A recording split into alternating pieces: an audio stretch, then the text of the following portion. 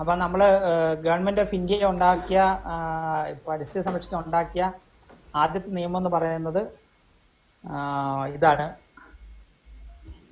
ജലമലിനീകരണ നിയന്ത്രണ നിവാരണ നിയമം. മലിനീകരണം നിയന്ത്രിക്കാൻ തടയാനുമുള്ള നിയമമാണ് ആദ്യമായിട്ട് ഗവൺമെന്റ് ഉണ്ടാക്കിയത്. അത് 1974 ആണ് നിയമം പ്രാബല്യത്തിൽ വന്നത്. അന്നുണ്ടായ ഒരു പ്രധാന അതിനകത്ത് ഒരു സെക്ഷൻ 4 എന്ന് പറയുന്നത്, ഈ നിയമം നടപ്പാക്കാനായിട്ട് എല്ലാ സംസ്ഥാനങ്ങളിലും ഇന്ത്യ ഒട്ടാകെയും സ്റ്റേറ്റ് പൊല്യൂഷൻ കൺട്രോൾ ബോർഡുകളും സെൻട്രൽ പൊല്യൂഷൻ കൺട്രോൾ ബോർഡും ഉണ്ടാക്കണമെന്ന നിയമം അതിനകത്തുണ്ടായിരുന്നു. അപ്പം അത് പ്രകാരമാണ് ആദ്യമായിട്ട് ഇന്ത്യയിലുണ്ടായ 8 സ്റ്റേറ്റ് ബോർഡുകളിൽ ഒന്നാണ് Kerala state pollution control board. Okay, അപ്പോൾ ഈ നിയമം നടപ്പാക്കാനായിട്ട് സ്റ്റേറ്റ് പൊല്യൂഷൻ കൺട്രോൾ ബോർഡാണ് നിയമിതമായത്. അന്നൊക്കെ ഇൻഡസ്ട്രിയൽ പൊല്യൂഷൻ എന്ന് പറയുന്നത് ഏതാണ്ട് പ്രധാനപ്പെട്ട ഇൻഡസ്ട്രി മാത്രമേ പൊല്യൂഷൻ കൺട്രോൾ ബോർഡ് നോക്കിയിരുന്നുള്ളൂ. അതിനുവേണ്ടി ചെയ്തിരുന്നത് വ്യവസായങ്ങളെ പൊല്യൂഷൻ കൺട്രോൾ ബോർഡിന്റെ അനുമതിയുടെ പരിധിയിൽ കൊണ്ടുവരിക എന്നുള്ളതാണ്. ഇത് പ്രകാരം എല്ലാ തരം ജലമലിനം ഉണ്ടാക്കുന്ന വ്യവസായങ്ങളും പൊല്യൂഷൻ കൺട്രോൾ ബോർഡിന്റെ സ്ഥാപന അനുമതി അല്ലെങ്കിൽ പ്രവർത്തന അനുമതി നേടിയിരിക്കണം എന്നുള്ളതാണ് നിയമം ഉണ്ടായിരുന്നത്. അങ്ങനെ ഇരിക്കുകയാണ് 1981 വീണ്ടും അടുത്ത നിയമം വന്നത്, air pollution prevention and control pollution act. അപ്പം വായു മലിനീകരണ നിയന്ത്രണ നിവാരണ നിയമം എന്നുള്ള നിയമം അടുത്ത ഒരു നിയമം വീണ്ടും പ്രാബല്യത്തിൽ വന്നു. ഈ നിയമം നടപ്പാക്കാനുള്ള ഉത്തരവാദിത്വം പൊല്യൂഷൻ കൺട്രോൾ ബോർഡിനായിരുന്നു. അതിനകത്തുണ്ടായിരുന്ന പ്രധാന വസ്തുത വെച്ചാൽ വായുമലിനം ഉണ്ടാക്കുന്ന സ്ഥാപനങ്ങൾ പൊല്യൂഷൻ കൺട്രോൾ ബോർഡിന് ലൈസൻസ് എടുക്കുക എന്നുള്ളതാണ് അതിനകത്തുള്ള പ്രധാന കണ്ടീഷൻ എന്ന് പറയുന്നത്. അപ്പോൾ അതിനുശേഷം നമ്മൾ അങ്ങനൊരു നിയമപ്രകാരം, അതിനുള്ള ചട്ടങ്ങൾ ഉണ്ടായിട്ടുള്ള നിയമപ്രകാരം വായുമലിനം ഉണ്ടാക്കുന്ന സ്ഥാപനങ്ങളെ പൊല്യൂഷൻ കൺട്രോൾ ബോർഡിന്റെ പരിധിയിൽ കൊണ്ടുവന്നു. അപ്പോൾ ഈ 2 നിയമങ്ങൾ പ്രകാരവും ഓരോ വ്യവസായങ്ങളും പുറത്തേക്ക് വിടുന്ന ജലത്തിന്റെയും വായുവിന്റെയും ഗുണനിലവാരം നിഷ്കർഷിച്ചിരുന്നു. ഒരു കാര്യം കൂടെ ഓർക്കേണ്ടത്, ഞങ്ങൾ കൊടുക്കുന്ന ലൈസൻസിന് പറയുന്ന പേര് കൺസെന്റ് എന്നാണ്. നിങ്ങൾക്ക് കേൾക്കാമല്ലോ പറയുന്നത്? ആരെങ്കിലും ഒന്ന് അൺമ്യൂട്ട് പറയാമോ? ഓക്കെ. അപ്പം ഈ കൊടുക്കുന്ന ലൈസൻസ് ഒരു കൺസെന്റ് ആണ്. കൺസെന്റും ലൈസൻസും, കൺസെന്റ് വെച്ചാൽ അനുമതി പത്രം, വ്യത്യാസം വെച്ചാൽ ലൈസൻസ് എന്ന് പറയുന്നത് ഒരു സ്ഥാപനം നടത്താൻ വേണ്ടി നിങ്ങൾക്ക് തരുന്ന ഒരു അനുമതി, ഒരു അംഗീകാരമാണ്. പക്ഷെ കൺസെന്റ് എന്ന് പറയുന്നത് നിങ്ങൾ നടത്തുന്ന സ്ഥാപനത്തിൽ നിന്നും മാലിന്യമുള്ള ജലവും വായുവും ശുദ്ധീകരിച്ച് പുറത്തുവിടുവാനുള്ള അനുവാദമാണ്. അതിനകത്തുള്ള പ്രത്യേക നിഷ്കർഷണം വെച്ച് കഴിഞ്ഞാൽ നിങ്ങളുടെ സ്ഥാപനത്തിൽ നിന്ന് ഉണ്ടാകുന്ന മാലിന്യങ്ങളുടെ തോത് നിശ്ചയിക്കും. നിങ്ങളെ പുറത്തേക്ക് വിടുന്ന വെള്ളത്തിന് ക്വാളിറ്റി ഇതായിരിക്കണം, വായുവിന്റെ ക്വാളിറ്റി ഇതായിരിക്കണം, ശബ്ദം ഇത്ര പാടുള്ളൂ, ഇങ്ങനെ ചില പ്രത്യേക നിബന്ധനകളാണ് ഈ അനുമതി പത്രത്തിൽ. അതുകൊണ്ടാണ് കൺസെന്റ് എന്ന് പറയുന്നത്. കൺസെന്റ് വെറുതെ ബ്ലാങ്കറ്റ് ആയിട്ടുള്ള ഒരു കാര്യമല്ല, വിത്ത് സർട്ടൻ കണ്ടീഷൻസ് ആണ് കരുതുന്നത്. ഇങ്ങനെ ജലവും വായുവിന്റെ മലിനീകരണമാണ് പൊല്യൂഷൻ കൺട്രോൾ നോക്കിയിരുന്നത്. അതുകൊണ്ട് തന്നെ ആദ്യ സമയങ്ങളിലൊക്കെ പൊല്യൂഷൻ കൺട്രോൾ ബോർഡിന് തിരുവനന്തപുരത്തും കോഴിക്കോടും കൊച്ചിയിലുമായിട്ടും റീജിയണൽ ഓഫീസ് ഉണ്ടായിരുന്നു. എന്നാൽ നമുക്കറിയാവുന്ന പോലെ 1984 ഭോപ്പാൽ ഗ്യാസ് ട്രാജഡി ഉണ്ടാകുന്നത്. അവിടുത്തെ പ്രധാന കാരണം എന്ന് പറഞ്ഞാൽ അവിടെ സൂക്ഷിച്ചിരുന്ന അപകടകരമായ മാലിന്യമായിരുന്നു. അപ്പം അതുകൊണ്ട് തന്നെ വീണ്ടും സർക്കാരിന്റെ ശ്രദ്ധയിൽപ്പെട്ടൊരു കാര്യം, ഈ ജലമലിനീകരണം വായു മലിനീകരണം അല്ലാതെ അപകടകരമായ മാലിന്യങ്ങൾ ഇൻഡസ്ട്രി ഉണ്ടാകുന്നുണ്ട്. അതുകൊണ്ട് 1986 എൻവയറൺമെന്റൽ പ്രൊട്ടക്ഷൻ ആക്ട്, പരിസ്ഥിതി സംരക്ഷണ നിയമം എന്നൊരു നിയമം കൂടെ നിലവിൽ വന്നു. ഈ നിയമത്തെ സാധാരണ അംബ്രല്ല ആക്ട് എന്ന് പറയുന്ന കാരണം ഒരുപാട് തുറന്നു വരുന്ന മലിനീകരണത്തിന്റെ വിവിധ തലത്തിലുള്ള കാര്യങ്ങളെ പരിഗണിക്കുവാനായിട്ടും അതനുസരിച്ചുള്ള ചട്ടങ്ങൾ ഉണ്ടാക്കുവാനും ഗവൺമെന്റിന് അധികാരം നൽകുന്നതാണ് ഈ എൻവയറൺമെന്റ് പ്രൊട്ടക്ഷൻ ആക്ട്. അപ്പോൾ ഈ ആക്ട് എന്ന് വെച്ച് കഴിഞ്ഞാൽ നിയമം, റൂൾ എന്ന് വെച്ച ചട്ടം. നിയമം എന്ന് വെച്ച് കഴിഞ്ഞാൽ പൊതുവായിട്ട് എന്തൊക്കെ ചെയ്യണമെന്ന് പറയുന്നതാണ് നിയമങ്ങൾ. റൂൾ, ചട്ടം എന്ന് വെച്ച് കഴിഞ്ഞാൽ അതെങ്ങനെ നടപ്പാക്കണം എന്ന് പറയുന്നതാണ്. അപ്പോൾ എൻവയറൺമെന്റ് പ്രൊട്ടക്ഷൻ ആക്ട് എന്ന് പറയുന്ന പരിസ്ഥിതി സംരക്ഷണ നിയമം 1986 വന്നപ്പോൾ തുടർന്ന് ഭാവിയിൽ ഉണ്ടാകാൻ ഇടയുള്ള ഏതെല്ലാം തരം പൊല്യൂഷൻ ഉണ്ടാക്കുന്ന സാഹചര്യമുണ്ടോ ആ സാഹചര്യങ്ങളിലൊക്കെ കൈകാര്യം ചെയ്യാൻ വേണ്ടിയുള്ള ചട്ടങ്ങൾ ഉണ്ടാക്കാൻ ഗവൺമെന്റിനെ അധികാരപ്പെടുത്തിയിരുന്നു. അങ്ങനെ ഈ നിയമത്തിന് കീഴിലുണ്ടായ പലവിധ ചട്ടങ്ങളുണ്ട്. അത് 1989 hazardous waste management and handling rules എന്നൊരു റൂൾ ഉണ്ടായി. എന്ന് വെച്ചാൽ ഇൻഡസ്ട്രിയിൽ ഉണ്ടാകുന്ന അപകടകരമായ മാലിന്യങ്ങൾ കൈകാര്യം ചെയ്യുന്നുള്ള റൂളാണ്. അത് പിന്നീട് 2008 അമെൻഡ് ചെയ്തു. അതിനുശേഷം വീണ്ടും അത് 2016 റിവൈസ് ചെയ്തു. പിന്നീട് import and export of hazardous chemical എന്നൊരു നിയമം 89 ഉണ്ടായി. ആ ചട്ടം പൊല്യൂഷൻ കൺട്രോളിന്റെ കീഴിൽ വരുന്നതല്ല. എന്നാൽ hazardous waste management handling rules pollution കൺട്രോളിന്റെ കീഴിൽ വരുന്നതാണ്. അതിന്റെ കീഴിലാണ് ഈ ഇൻഡസ്ട്രികൾ ഉണ്ടാക്കുന്ന അപകടകരമായ മാലിന്യങ്ങൾ, ഇപ്പോൾ ഈ പ്രോസസ്സ് കഴിഞ്ഞ് വരുന്ന വേസ്റ്റുകൾ, യൂസ്ഡ് ഓയിൽ, ഇങ്ങനെയൊക്കെയുള്ള സംഭവങ്ങളൊക്കെ ഈ റൂളിന്റെ കീഴിൽ വരുന്നത്. അപ്പോൾ അത് പ്രോപ്പറായിട്ട് ഹാൻഡിൽ ചെയ്യുക, ഡിസ്പോസ് ചെയ്യുക എന്നുള്ളതാണ്. പിന്നീട് പൊല്യൂഷൻ കൺട്രോൾ നടത്തുന്ന അടുത്ത ചട്ടങ്ങൾ എന്ന് പറയുന്നത് ഇമ്പാക്ട് അസസ്മെന്റ്. ഒരു പ്രോജക്റ്റ് നടത്തുമ്പോൾ പരിസ്ഥിതിക്ക് ഉണ്ടാകുന്ന ഇമ്പാക്ട് എന്താണെന്ന് കണ്ടുപിടിച്ചാണ് ഇമ്പാക്ട് അസസ്മെന്റ് റൂൾസ്. പിന്നീട് പബ്ലിക് ഹിയറിംഗ്, വലിയൊരു പ്രോജക്റ്റ് പബ്ലിക് നടത്താറുണ്ട്. ഇതൊക്കെ പൊല്യൂഷൻ നടത്തുകയാണ്. പ്രധാനമായിട്ടും മാലിന്യത്തിന്റെ കീഴിൽ നമ്മൾ വരുമ്പോൾ biomedical waste management handling rules എന്ന് വെച്ച് കഴിഞ്ഞാൽ ആശുപത്രി ഉണ്ടാകുന്ന മാലിന്യങ്ങളെ കൈകാര്യം ചെയ്യുന്നത് എങ്ങനെയാണ്, അതിന് ഡിസ്പോസൽ ട്രീറ്റ്മെന്റ് എങ്ങനെയാണെന്ന് പറയുന്നതാണ് ഈ ബയോമെഡിക്കൽ വേസ്റ്റ് റൂൾസ് 1998 ഉണ്ടായത്. പിന്നീട് recycled plastic manufacture and usage rules 1999, അത് 2003 2014 അമെൻഡ് ചെയ്തു. പിന്നീട് noise pollution regulation and control of pollution rules 2000, അത് പൊല്യൂഷൻ നോക്കണം. പിന്നെ മുനിസിപ്പൽ സോളിഡ് വേസ്റ്റ്, ഈ റൂളും വരാനുള്ള പ്രധാന കാരണം വെച്ചാൽ നമുക്കറിയാം 1996 സൂററ്റ് പ്ലേഗിന്റെ അടിസ്ഥാനത്തിൽ സുപ്രീം കോടതി ഒരു കമ്മിറ്റി വെച്ചിട്ടാണ് ഇപ്രകാരം റൂൾ ഫ്രെയിം ചെയ്യണമെന്ന് സർക്കാരിന് ആവശ്യപ്പെട്ടത്. അങ്ങനെയാണ് കേന്ദ്ര government municipal solid waste rule 2000 frame ചെയ്തത്. പിന്നീട് batteries handling and manual rules എന്ന് പറയുന്നത് 2011 അതിന്റെ അത് ഉൾക്കൊള്ളുന്നത് നമ്മൾ സാധാരണ ഉപയോഗിക്കുന്ന ലെഡ് ആസിഡ് ബാറ്ററി, നമ്മുടെ വാഹനങ്ങളിലുള്ള ബാറ്ററി, അതുപോലെ തന്നെ ഇൻവേർട്ടർ UPS ഉപയോഗിക്കുന്ന ബാറ്ററികൾ, അതിനകത്ത് ലെഡ് അതുപോലെ തന്നെ ആസിഡും ഒക്കെ ഉള്ളത് അതിൻ്റെ അശാസ്ത്രീയമായിട്ട് പൊളിച്ച് എടുക്കുമ്പോഴുള്ള മാലിന്യങ്ങൾ ഉപയോഗിക്കാൻ വേണ്ടിയാണ് ഈ സംഭവം ഉള്ളത്. പിന്നീട് വന്നതാണ് ഇ വേസ്റ്റ്. നമുക്കറിയാം എല്ലാത്തരം ഇലക്ട്രിക്കൽ എക്യുപ്മെന്റ്സും അവരുടെ ലൈഫ് കഴിയുമ്പോൾ അത് ഡിസ്പോസ് ചെയ്യുന്ന പ്രശ്നമാണ്. അതിനുവേണ്ടി ഉണ്ടാക്കിയ റൂളാണ് ഇ വേസ്റ്റ് റൂൾസ് എന്ന് പറഞ്ഞത്. ഇത്രയും റൂളുകളാണ് പൊല്യൂഷൻ കൺട്രോൾ നടപ്പാക്കുന്നത്.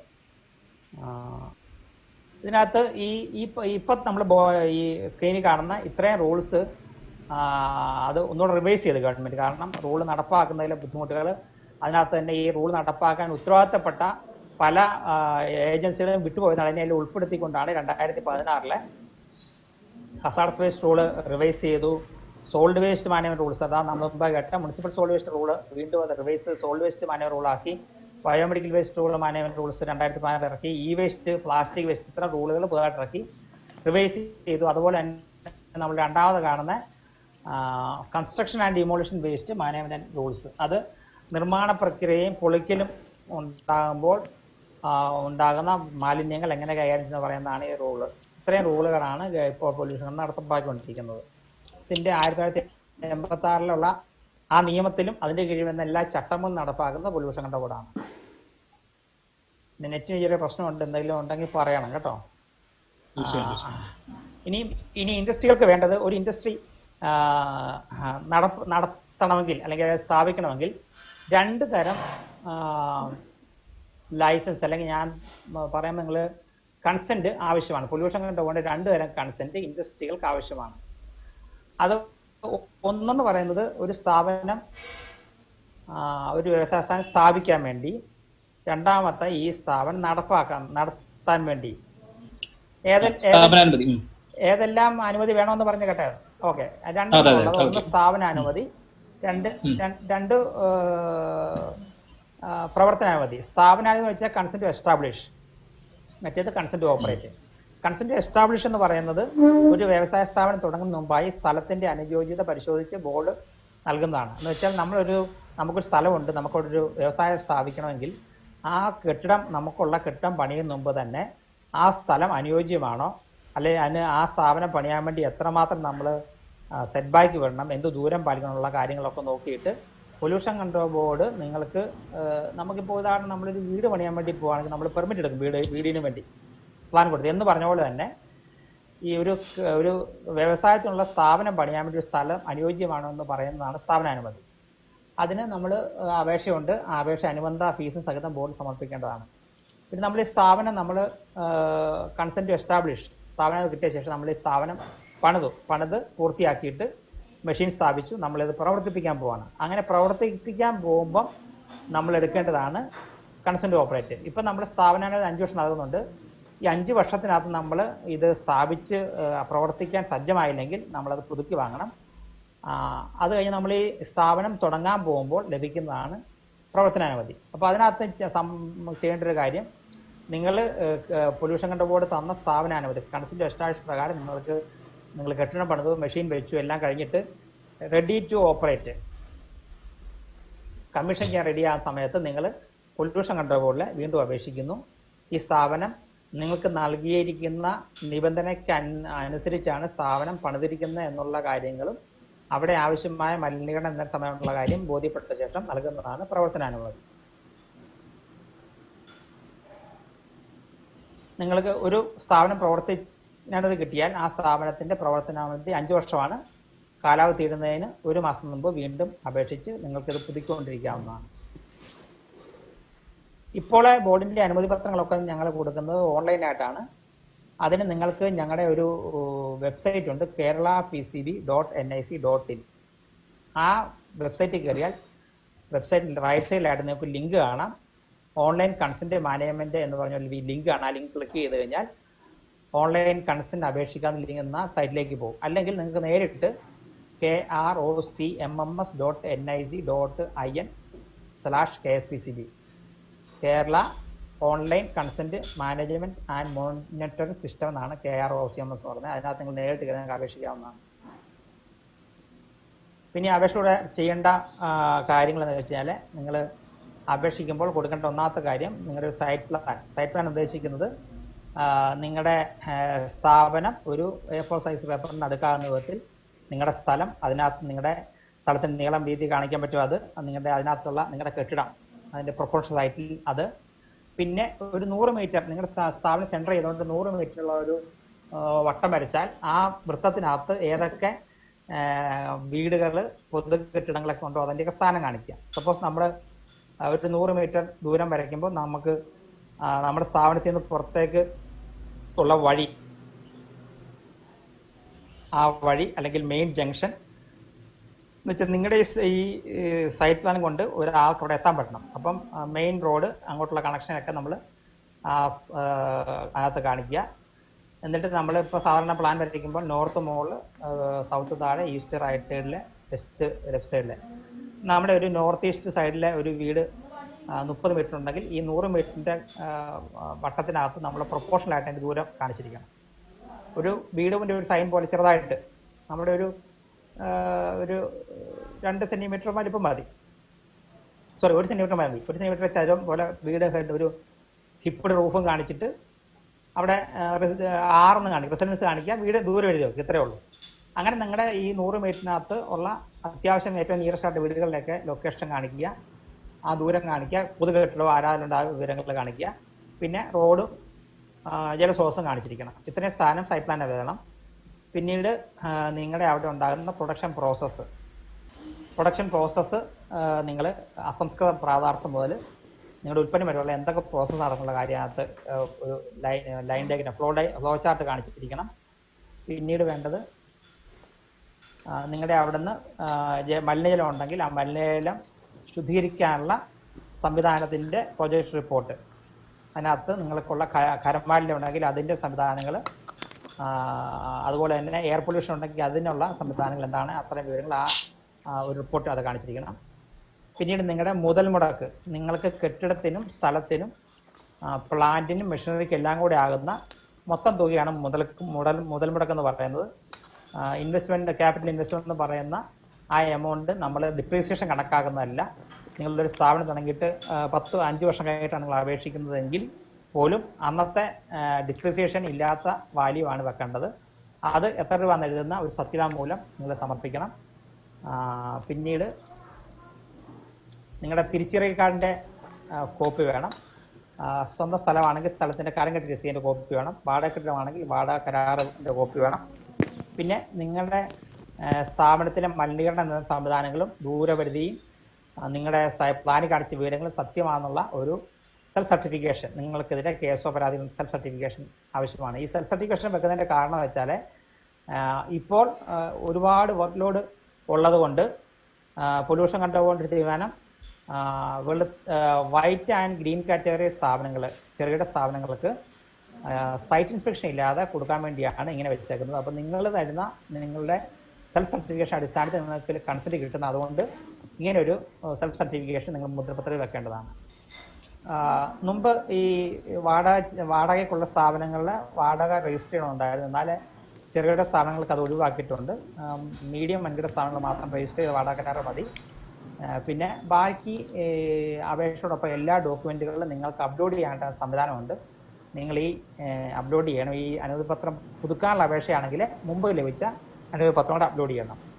ഇനിയിപ്പോൾ നമ്മുടെ ഈ സ്ഥാപനങ്ങളെ പൊല്യൂഷൻ കൺട്രോൾ ബോർഡ്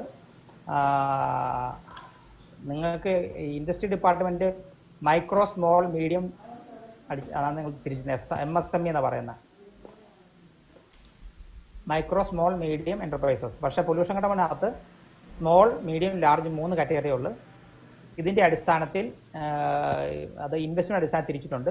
അതുപോലെ തന്നെ മാലിന്യത്തിൻ്റെ തോതനുസരിച്ച് കാഠിന്യം അനുസരിച്ച് റെഡ്, ഓറഞ്ച്, ഗ്രീൻ, വൈറ്റ്, ചുവപ്പ്, ഓറഞ്ച്, പച്ച, വെള്ള, ഇങ്ങനെ 4 കാറ്റഗറി തിരിച്ചിട്ടുണ്ട്. അപ്പം ഈ ഞങ്ങളുടെ ഈ വിവരങ്ങൾ ഓരോന്നിൻ്റെ ഏതാണ് റെഡിപ്പെടുന്നത്, ഏതാണ് ഓറഞ്ചിലുള്ള, ഏതാണ് പച്ച, ഏതാണ് വെള്ള എന്നുള്ള ആ ഒരു ലിസ്റ്റ്, അത് ഇൻഡസ്ട്രിയുടെ ടൈപ്പ് സഹിതം ലിസ്റ്റ് ഓൾറെഡി ബോർഡിൻ്റെ വെബ്സൈറ്റിലുണ്ട്. നിങ്ങൾക്കത് കാണാവുന്നതാണ്. പിന്നെ ഇങ്ങനെ നമ്മൾ കൊടുത്ത ലിസ്റ്റിനകത്ത് പട്ടികയിൽപ്പെടാത്ത വ്യവസായങ്ങൾ നിർബന്ധമായിട്ട് നിങ്ങൾ അപേക്ഷിക്കണമെന്നില്ല. പക്ഷെ നിങ്ങൾക്ക് വേറെ എന്തെങ്കിലും എവിടുന്നെങ്കിലും പഞ്ചായത്തിൽ നിന്നൊക്കെ നിങ്ങൾക്ക് നിർബന്ധമാണെങ്കിൽ നിങ്ങൾ അപേക്ഷിച്ചാൽ മതി. അങ്ങനെയാണുള്ള അപേക്ഷകൾക്ക് അത് ഒരു കമ്മിറ്റി കൂടി അതിൻ്റെ ഏത് കാറ്റഗറി തീരുമാനിച്ച ശേഷം മാത്രമേ നിങ്ങൾക്ക് ലൈസൻസ് കിട്ടുകയുള്ളൂ. കാരണം ഈ എല്ലാ വ്യവസായങ്ങളുടെയും മലിനീകരണത്തിൻ്റെ തോത്, അതിൻ്റെ പ്രവർത്തനം, അതിൻ്റെ പൊല്യൂഷൻ ലോഡും ഒക്കെ വെച്ചിട്ട് കണക്കാക്കിയ ശേഷം മാത്രമാണ് ഇത് ഏത് തരത്തിലാണ് പെടുന്നത് കണക്കാക്കുന്നത്. പിന്നെ ഈ റെഡ്, ഓറഞ്ച്, ഗ്രീൻ അടിസ്ഥാനത്തിലും അതുപോലെ തന്നെ ക്യാപിറ്റൽ ഇൻവെസ്റ്റ്മെന്റ് അടിസ്ഥാനത്തിലും എല്ലാ വ്യവസായത്തിനുള്ള ഫീസ് നിശ്ചയിച്ചിട്ടുണ്ട്. അതുപോലെ തന്നെ ഈ വ്യവസായങ്ങൾക്ക് വീടുകളുമായിട്ട് അടുത്തുള്ള വീട് ഉണ്ടായിരിക്കേണ്ട മിനിമം ദൂരപരിധിയും നമ്മുടെ സൈറ്റിലുണ്ട്. ഇപ്പോൾ ഉദാഹരണം, ഒരു ചെറുകിട സ്ഥാപനം സ്മോൾ സ്കെയിൽ ഗ്രീൻ കാറ്റഗറിയിൽപ്പെട്ടതിന് 3 മീറ്ററിനകത്ത് വീടുകൾ പാടില്ല. ഉടമസ്ഥ വീടാകാം, അല്ലാതെയുള്ള അടുത്തുള്ള വീടുകൾ 3 മീറ്ററിനകത്ത് പാടില്ല. ഓറഞ്ചിനകത്ത് 15 മീറ്റർ പാടില്ല. ഇങ്ങനെ കുറേ വ്യവസ്ഥകളുണ്ട്. ഇതൊക്കെ അതിനകത്ത് നിശ്ചയിച്ചിട്ടുണ്ട്. അപ്പോൾ ഈ ദൂരപരിധി റെഡ്, ഓറഞ്ച്, ഗ്രീനും ഈ ദൂരപരിധി ഓൾറെഡി നമ്മൾ സൈറ്റിൽ കൊടുത്തിട്ടുണ്ട്. പിന്നെ നിങ്ങൾ ഈ അപേക്ഷ സബ്മിറ്റ് ചെയ്യുമ്പം, നിങ്ങൾ അപേക്ഷ പൂരിപ്പിച്ച് സബ്മിറ്റ് ചെയ്യുമ്പം നിങ്ങൾക്ക് ഓൺലൈനായിട്ട് തന്നെ പേയ്മെൻറ്റ് നടത്താവുന്നതാണ്. നിങ്ങൾക്ക് net banking, credit card, ATM card, അല്ലെങ്കിൽ നിങ്ങൾക്ക് RTGS എന്ന് വേണ്ട ഒരു ചെല്ലാൻ ഫോം നിങ്ങൾക്ക് കിട്ടും. അത് ജനറേറ്റ് ചെയ്യുക. ആ ചെല്ലാൻ ഫോം വെച്ച് നിങ്ങളുടെ ബാങ്കിൽ കൊണ്ടാക്കി കൊടുത്ത് പൈസയും അല്ലെങ്കിൽ ചെക്ക് കൊടുത്തു കഴിഞ്ഞാൽ ഞങ്ങളുടെ അക്കൗണ്ടിലേക്ക് പൈസ വരുന്നത്. പക്ഷേ ഈ ചെല്ലാൻ ഫോമിൻ്റെ ഒരു താമസം വെച്ചാൽ ചെല്ലാൻ ഫോം അടച്ചു കഴിയുമ്പം 2-3 ഇൻ്റർമീഡിയറ്റ് ഫേസ് കയറിയാണ് ബോർഡിൻ്റെ സൈഡിലേക്ക് പൈസ വരുന്നത് നിങ്ങളുടെ അക്കൗണ്ടിലേക്ക്. നിങ്ങൾ അപേക്ഷിച്ചിട്ട് എപ്പോൾ നിങ്ങളുടെ പൈസ പൊല്യൂഷൻ കൺട്രോൾ അക്കൗണ്ടിലേക്ക് വരുമോ അപ്പോൾ തന്നെ നിങ്ങളുടെ അപേക്ഷ ഓട്ടോമാറ്റിക്കായിട്ട് ഞങ്ങളുടെ സൈറ്റിലേക്ക് പുഷ് ചെയ്യുന്നതാണ്. നിങ്ങൾ ഏത് ജില്ലയിൽപ്പെട്ടോ അതാത് ജില്ലാ ഓഫീസിൻ്റെ ഹെഡിൻ്റെ അക്കൗണ്ടിലേക്കായിരിക്കും നിങ്ങളുടെ ഈ അപേക്ഷ ചെല്ലുന്നത്. പിന്നെ നിങ്ങൾ ഈ ദൂരം കണക്കാക്കുന്നത് വായുമലിനീകരണ ഉള്ള സ്ഥാപനമാണെങ്കിൽ, അതാണ് മെയിനായിട്ടുള്ളതെങ്കിൽ, ആ വായുമലിന്യം ഉണ്ടാക്കുന്ന അല്ലെങ്കിൽ ശബ്ദം ഉൾപ്പെടെ ഉണ്ടാക്കുന്ന ഏത് ഉപകരണമാണോ ആ ഉപകരണം വെച്ച ഭൂമിയിൽ നിന്നുള്ള ദൂരം കണക്കാക്കുന്നത്. അപ്പം നിങ്ങളുടെ കെട്ടിടം സപ്പോസ് ഒരു മില്ലാണ് എന്ന് വയ്ക്കുക, പൊടി മില്ലാണെങ്കിൽ ആ പൊടിമില്ലിന്റെ ഒരു റൂമിനകത്താണ് നിങ്ങൾ ഈ പൾവറൈസർ വെച്ചേക്കുന്നത്. മറ്റേ റൂം നിങ്ങളുടെ ഫസ്റ്റ് റൂമായിട്ട് വെച്ചേക്കുകയാണെങ്കിൽ ഈ പൾവറൈസർ വെച്ചേക്കുന്ന റൂമിന്റെ ഭിത്തിയിൽ നിന്നും നിയറസ്റ്റ് ആയിട്ടുള്ള വീട്ടിലെ ഏറ്റവും അടുത്തുള്ള ദൂരം, അതാണ് ദൂരപരിധി കണക്കാക്കുന്നത്. അപ്പം വായുമലിനം ഉണ്ടാക്കുന്നതാണെങ്കിൽ നിങ്ങളുടെ ഈ മെഷീൻ വെച്ചേക്കുന്ന മുറിയിലിന്റെ ഭിത്തി എന്നുള്ള ദൂരം കണക്കാക്കുന്നത്. അതുപോലെ തന്നെ ജലമലിനീകരണമാണെങ്കിൽ നിങ്ങളുടെ മലിനജലം പുറത്തേക്ക് പോകുന്ന സ്ഥലം അല്ലെങ്കിൽ അവിടെ അത് ട്രീറ്റ് ചെയ്യാൻ ഉപയോഗിക്കുന്ന ആ ലൊക്കേഷൻ ഏതാണോ അതിനുള്ള ദൂരമാണ് ദൂരപരിധിയായിട്ട് കണക്കാക്കുന്നത്. അതിനകത്ത് ഏതാണ് കൂടിയ ദൂരം. ഇപ്പോൾ എയർ പൊല്യൂഷൻ വെച്ചിട്ട് നിങ്ങളുടെ ദൂരപരിധി വരുന്നത് ഒരു 10 മീറ്ററും വാട്ടർ പൊല്യൂഷൻ വെച്ചിട്ട് 5 മീറ്റർ ആണെങ്കിൽ 10 മീറ്ററാണ് ദൂരപരിധി കണക്കാക്കുന്നത്. പിന്നെ അപ്പോൾ തന്നെ ഈ ക്വാറികൾ, ക്രഷറുകൾ, ഹോളോ ബ്രിക്ക്, സോമില്ല്, ഫർണിച്ചർ യൂണിറ്റ്, പിന്നെ ലൈഫ് സ്റ്റോക്ക് ഫാമുകൾ, ഇങ്ങനെ ചില പ്രത്യേകതരം സ്ഥാപനങ്ങൾക്ക് ദൂരപരിധി സ്പെഷ്യലായിട്ട് നിശ്ചയിച്ചിട്ടുണ്ട്. അതിന് ഞാൻ മുമ്പേ പറഞ്ഞ red, orange, green, white category പെട്ടതാണെങ്കിലും അതിന് പൊതുവെയുള്ള ദൂരപരിധി ബാധകമല്ല. അതിന് പ്രത്യേക ദൂരപരിധിയാണ് നിഷ്കർഷിച്ചിട്ടുള്ളത്. പിന്നെ ഞാൻ മുമ്പേ പറഞ്ഞ ജലമലിനീകരണം, വായുമലിനീകരണം, പിന്നെ മറ്റ് പല റൂൾ ഞാൻ പറഞ്ഞു. അതിനകത്ത് എല്ലാം കൂടെ യോജിപ്പിച്ച് ഒറ്റ കൺസെന്റ് കൊടുക്കണം. അതുകൊണ്ട് നിങ്ങൾ ഒറ്റ അപേക്ഷ മാത്രം സമർപ്പിച്ചാൽ മതി.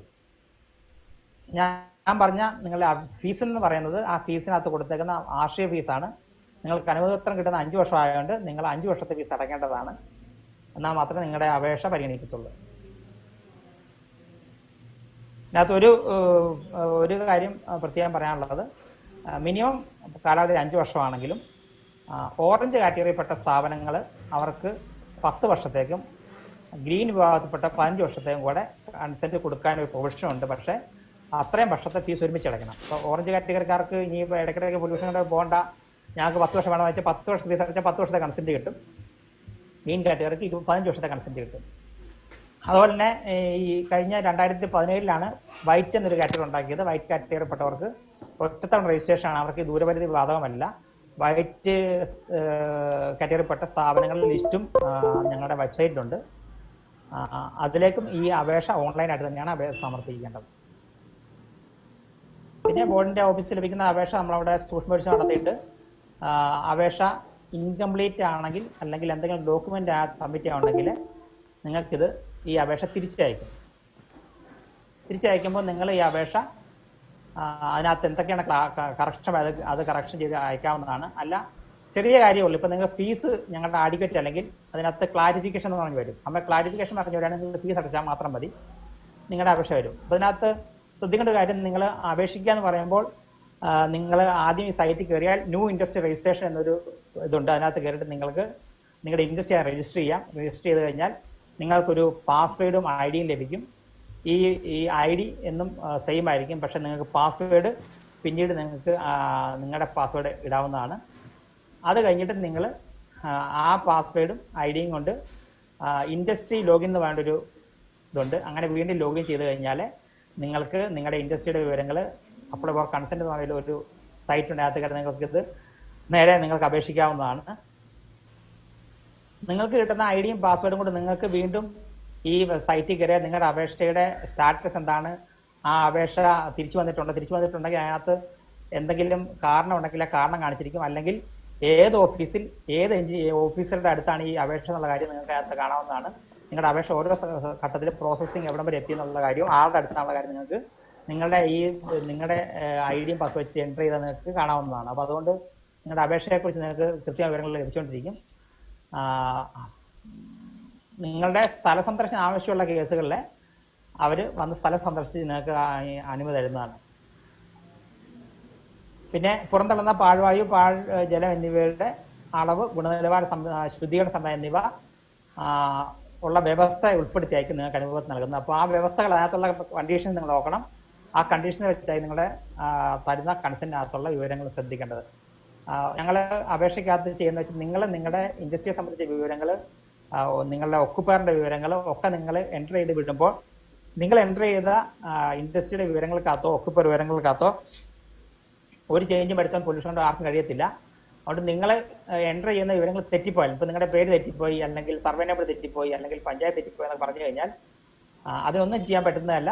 നിങ്ങൾക്ക് ഞങ്ങൾ കൺസെന്റ് ജനറേറ്റ് ചെയ്യുമ്പോൾ നിങ്ങൾ തന്ന ഡീറ്റെയിൽസ് തന്നെയാണ് ജനറേറ്റ് വരുന്നത്. അതിനകത്ത് കൺസെന്റ് നമ്പറും കൺസെന്റിന്റെ കാലാവധിയും ഒക്കെ മാത്രമേ, ആവശ്യമുണ്ടെങ്കിൽ ഫീസും, ഇത്രയും മാത്രമേ ഞങ്ങൾ എൻ്റർ ചെയ്യുന്നുള്ളൂ. ബാക്കി എല്ലാ കാര്യങ്ങളും പിന്നെ കണ്ടീഷൻസും ഈ ഇൻഡസ്ട്രി സംബന്ധിച്ചും ഒക്കുപേർ സംബന്ധിച്ച എല്ലാ വിവരങ്ങളും നിങ്ങൾ എൻ്റർ ചെയ്യുന്നത് തന്നെയാണ് അതിനകത്ത് വരുന്നത്. അതുകൊണ്ട് നിങ്ങൾ അപേക്ഷ പൂരിപ്പിക്കും കൃത്യമായിട്ട് പൂരിപ്പിക്കണമെന്നുള്ള കാര്യം പ്രത്യേകം ഓർക്കേണ്ടതാണ്. ഇതാണ് ഞങ്ങളുടെ കൺസെന്റ് മാനേജ്മെന്റിന്റെ സൈറ്റ് എന്ന് പറഞ്ഞാൽ online consent management and monitoring system. ഇതിനകത്ത് നിങ്ങൾ റൈറ്റ് സൈഡിൽ കാണുന്നുണ്ടാകും യൂസർ ലോഗിൻ എന്ന് പറഞ്ഞിട്ട് ഇത് കാണാം. യൂസർ ലോഗിൻ റൈറ്റ് സൈഡിലെ അത് റേഡിയോ ബട്ടൺ KSPCB ലോഗിനും ഇൻഡസ്ട്രി ലോഗിൻ നമ്മൾ കാണുന്നുണ്ട്. അതിൻ്റെ താഴെ യൂസർ ID പാസ്വേഡ് പറഞ്ഞിട്ട് താഴെ പച്ച കളറിൽ ലോഗിൻ, അതിൻ്റെ താഴെ ന്യൂ ഇൻഡസ്ട്രി രജിസ്ട്രേഷൻ. അപ്പോൾ ആദ്യമായിട്ട് ഇൻഡസ്ട്രി രജിസ്റ്റർ ചെയ്യാൻ പോകുന്ന ആൾ ന്യൂ ഇൻഡസ്ട്രി രജിസ്ട്രേഷൻ ആണ് ക്ലിക്ക് ചെയ്യേണ്ടത്.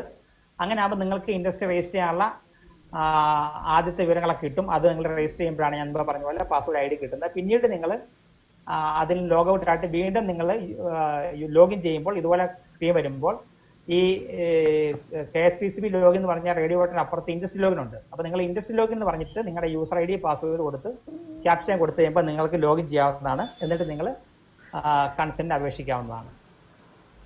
ഇതിനകത്തിൻ്റെ അടുത്ത സ്ക്രീനിലെ നിങ്ങൾ അതിൻ്റെ താഴ്ഭാഗം കാണുന്നത് ഇതിൻ്റെ റൈറ്റ് സൈഡിൽ ഫീ കാൽക്കുലേറ്റർ എന്ന സംഭവമുണ്ട്. ഫീ കാൽക്കുലേറ്റർ. ഈ ഫീ കാൽക്കുലേറ്ററിനകത്ത് കൺസെന്റ് ടൈപ്പ് നിങ്ങൾ ICE ICO എന്ന് നിങ്ങൾ കാണുന്നുണ്ടാവും.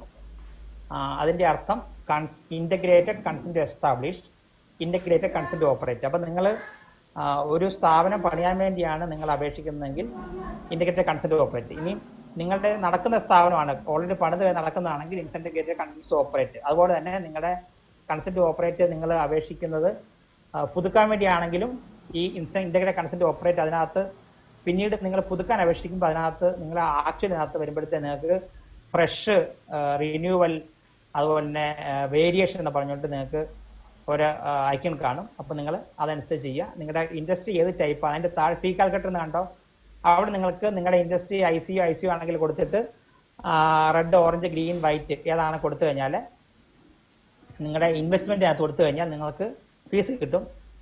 നമ്പർ ഓഫ് ഇയേഴ്സിന് കൊടുത്തിട്ടുണ്ട്.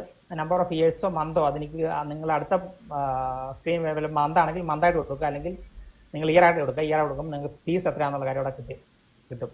ഇതിൻ്റെ ഏറ്റവും മധ്യഭാഗത്ത് നിങ്ങൾ ചുമന്ന അക്ഷരത്തിൽ ഇൻഡസ്ട്രി യൂസർ അത് സ്ക്രോൾ ചെയ്യുന്ന സാധനങ്ങളാണ്. ഇൻഡസ്ട്രി യൂസർ എന്ന് പറഞ്ഞാൽ അതിൻ്റെ താഴെ നീലയിൽ click integrated consent to establish new, click renewal, biomedical waste management, complaint എന്നൊക്കെ കാണുന്ന ആ ഒരു റൈറ്റിംഗ് എന്ന് പറയുന്നത് നിങ്ങളകത്ത് ക്ലിക്ക് ചെയ്താൽ അപേക്ഷ പൂരിപ്പിക്കാനുള്ള വിവരങ്ങൾ കിട്ടുന്നതായിരിക്കും.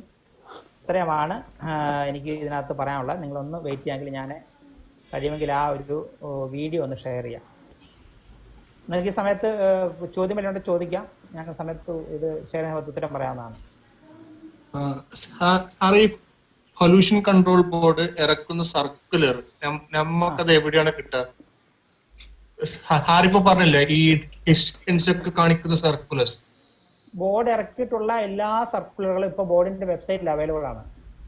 സാർ അത് ഏതാണ് ഇപ്പൊ സാറ് പറഞ്ഞ അതേ സെയിം വെബ്സൈറ്റ് ആണോ അല്ല വേറെതാണോ? അല്ല, kerala.pcb.nic.in എന്നൊരു സൈറ്റ് ഞാൻ പറഞ്ഞല്ലോ ആദ്യമേ. ഓക്കെ, അത് നമുക്കതിൽ ടൈപ്പ് ചെയ്യാം സാർ. സാറ് പറഞ്ഞോളൂ. ഞാൻ ടൈപ്പ് ചെയ്ത് ഇത് കിട്ടുന്ന website kerala.pcb.nic. One minute, sir. kerala.pcb.nic.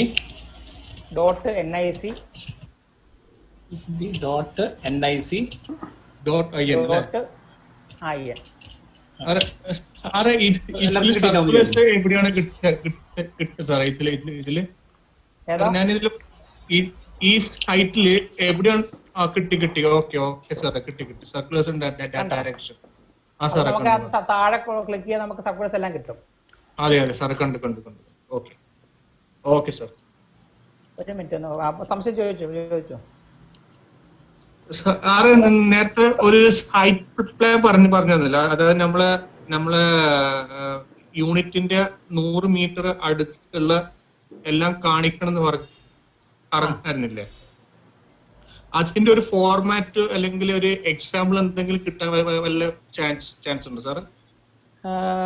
ഇപ്പൊ എല്ലാ ജില്ലാ ഓഫീസിലും അതിന്റെ ഒരു കോപ്പി ഉണ്ടാകും. ഓക്കെ ഓക്കെ ശരി. ഞാൻ വേണേ ഒരു ഗ്രീൻ വൈറ്റ് പറഞ്ഞു സാറേ, വൈറ്റ് ഗ്രീന് റെഡ് അതൊന്ന് ജസ്റ്റ് ഒന്ന് എക്സ്പ്ലെയിൻ ചെയ്യാൻ പറ്റുമോ? അതൊന്നും കൂടി സൈറ്റിൽ ഉണ്ടെന്ന് പറഞ്ഞു, എന്നാലും ഒന്ന് ജസ്റ്റ് ഒന്ന് പൊതുവിലായിട്ട് അറിയാൻ വേണ്ടി. ഓക്കെ